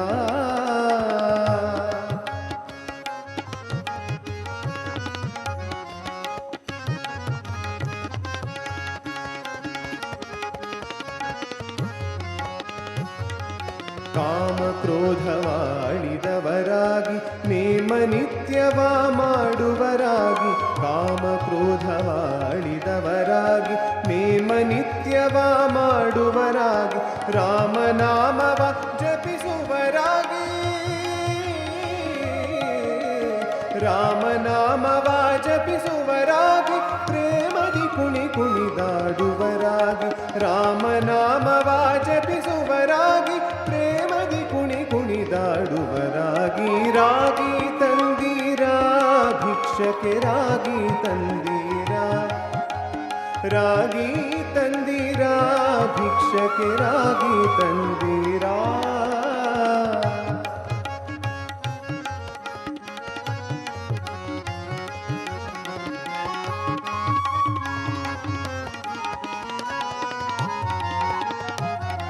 ಸಿರಿರಮಣನ ದಿನ ನೆನೆಯುವರಾಗಿ ಸಿರಿರಮಣನ ದಿನ ನೆನೆಯುವರಾಗಿ ಗುರುತಿಗೆ ಬಾಹುರಂತವರಾಗಿ ಸಿರಿರಮಣನ ದಿನ ನೆನೆಯುವರಾಗಿ ಗುರುತಿಗೆ ಬಾಹುರಂತವರಾಗಿ ಕರೆದರೆ ಭವವನ್ನು ನೀಗುವ ನೀಗುವರಾಗಿ ಕರೆದರೆ ಭವವನ್ನು ನೀಡುವರಾಗಿ ಪುರಂದರ ವಿಠಲನ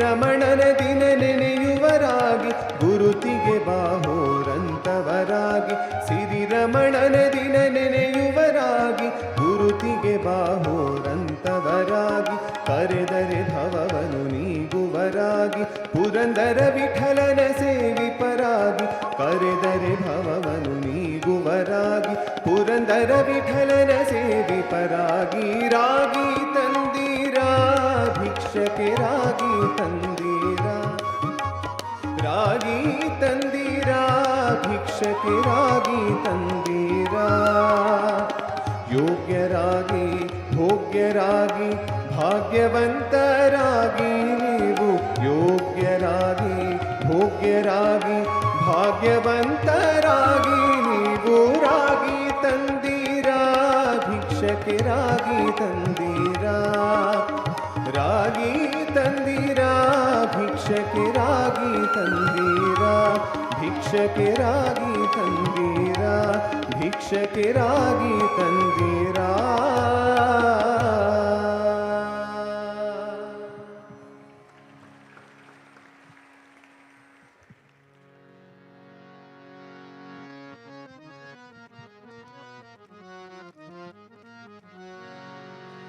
सर्वसुगुण सिंहवे सकल सुजन बंधवे सर्वसुगुण सिंहवे सकल सुजन बंधवे गुरवे मधुसूदनाय महितमंगलम् सद्गुरवे मधुसूदनाय महितमंगलम् दीन दुखित पोषकाय दान धर्म प्रेरकाय दीन दुखित पोषकाय दान धर्म प्रेरकाय सर्वलोकहितरताय सर्वमङ्गलम् सद्गुरवे मधुसूदनाय महितमङ्गलम् वेदनादवर्धकाय विश्वशान्तिस्थापकाय वेदनादवर्धकाय विश्वशान्तिस्थापकाय ब्रह्मज्ञानबोधकाय दिव्यमङ्गलम् सद्गुरवे मधुसूदनाय महितमङ्गलम् सत्य साई नः प्रियाय सत्य प्रेम विग्रहाय सत्य साई नः प्रियाय सत्य प्रेम विग्रहाय नित्य शुद्ध निर्मलाय नित्यमङ्गलम् सद्गुरवे मधुसूदनाय नित्यमङ्गलम् सद्गुरवे मधुसूदनाय महितमङ्गलम्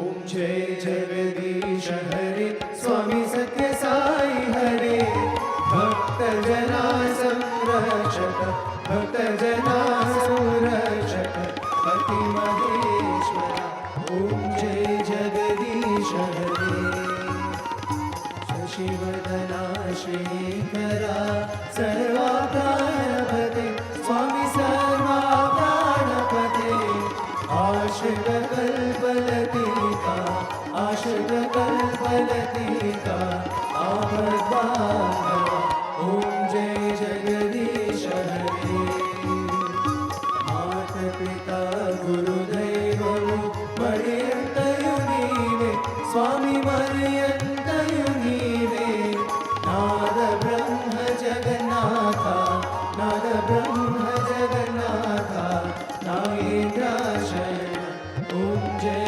जगदीश हरे ओम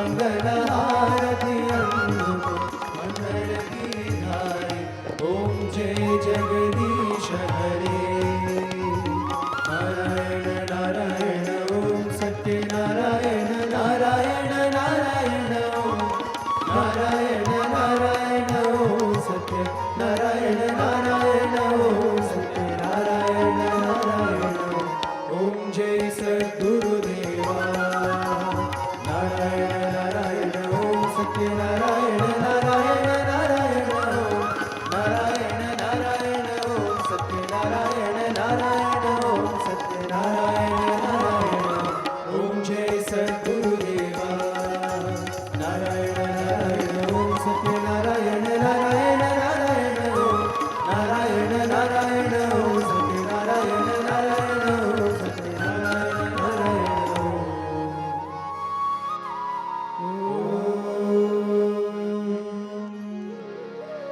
जय सद्गुरुदेवा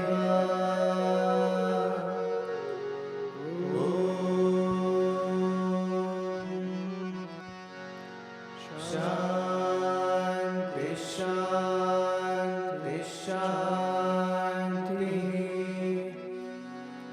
समस्त लोका सुखिनो भवन्तु समस्त लोका सुखिनो भवन्तु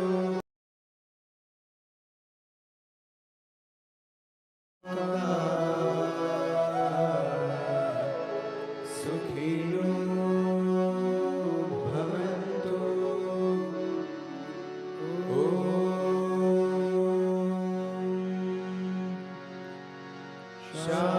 शांति शांति शांति जय बोलो भगवान श्री सत्य साई बाबा जी की जय जय बोलो सद्गुरु श्री मधुसूदन साई जी की जय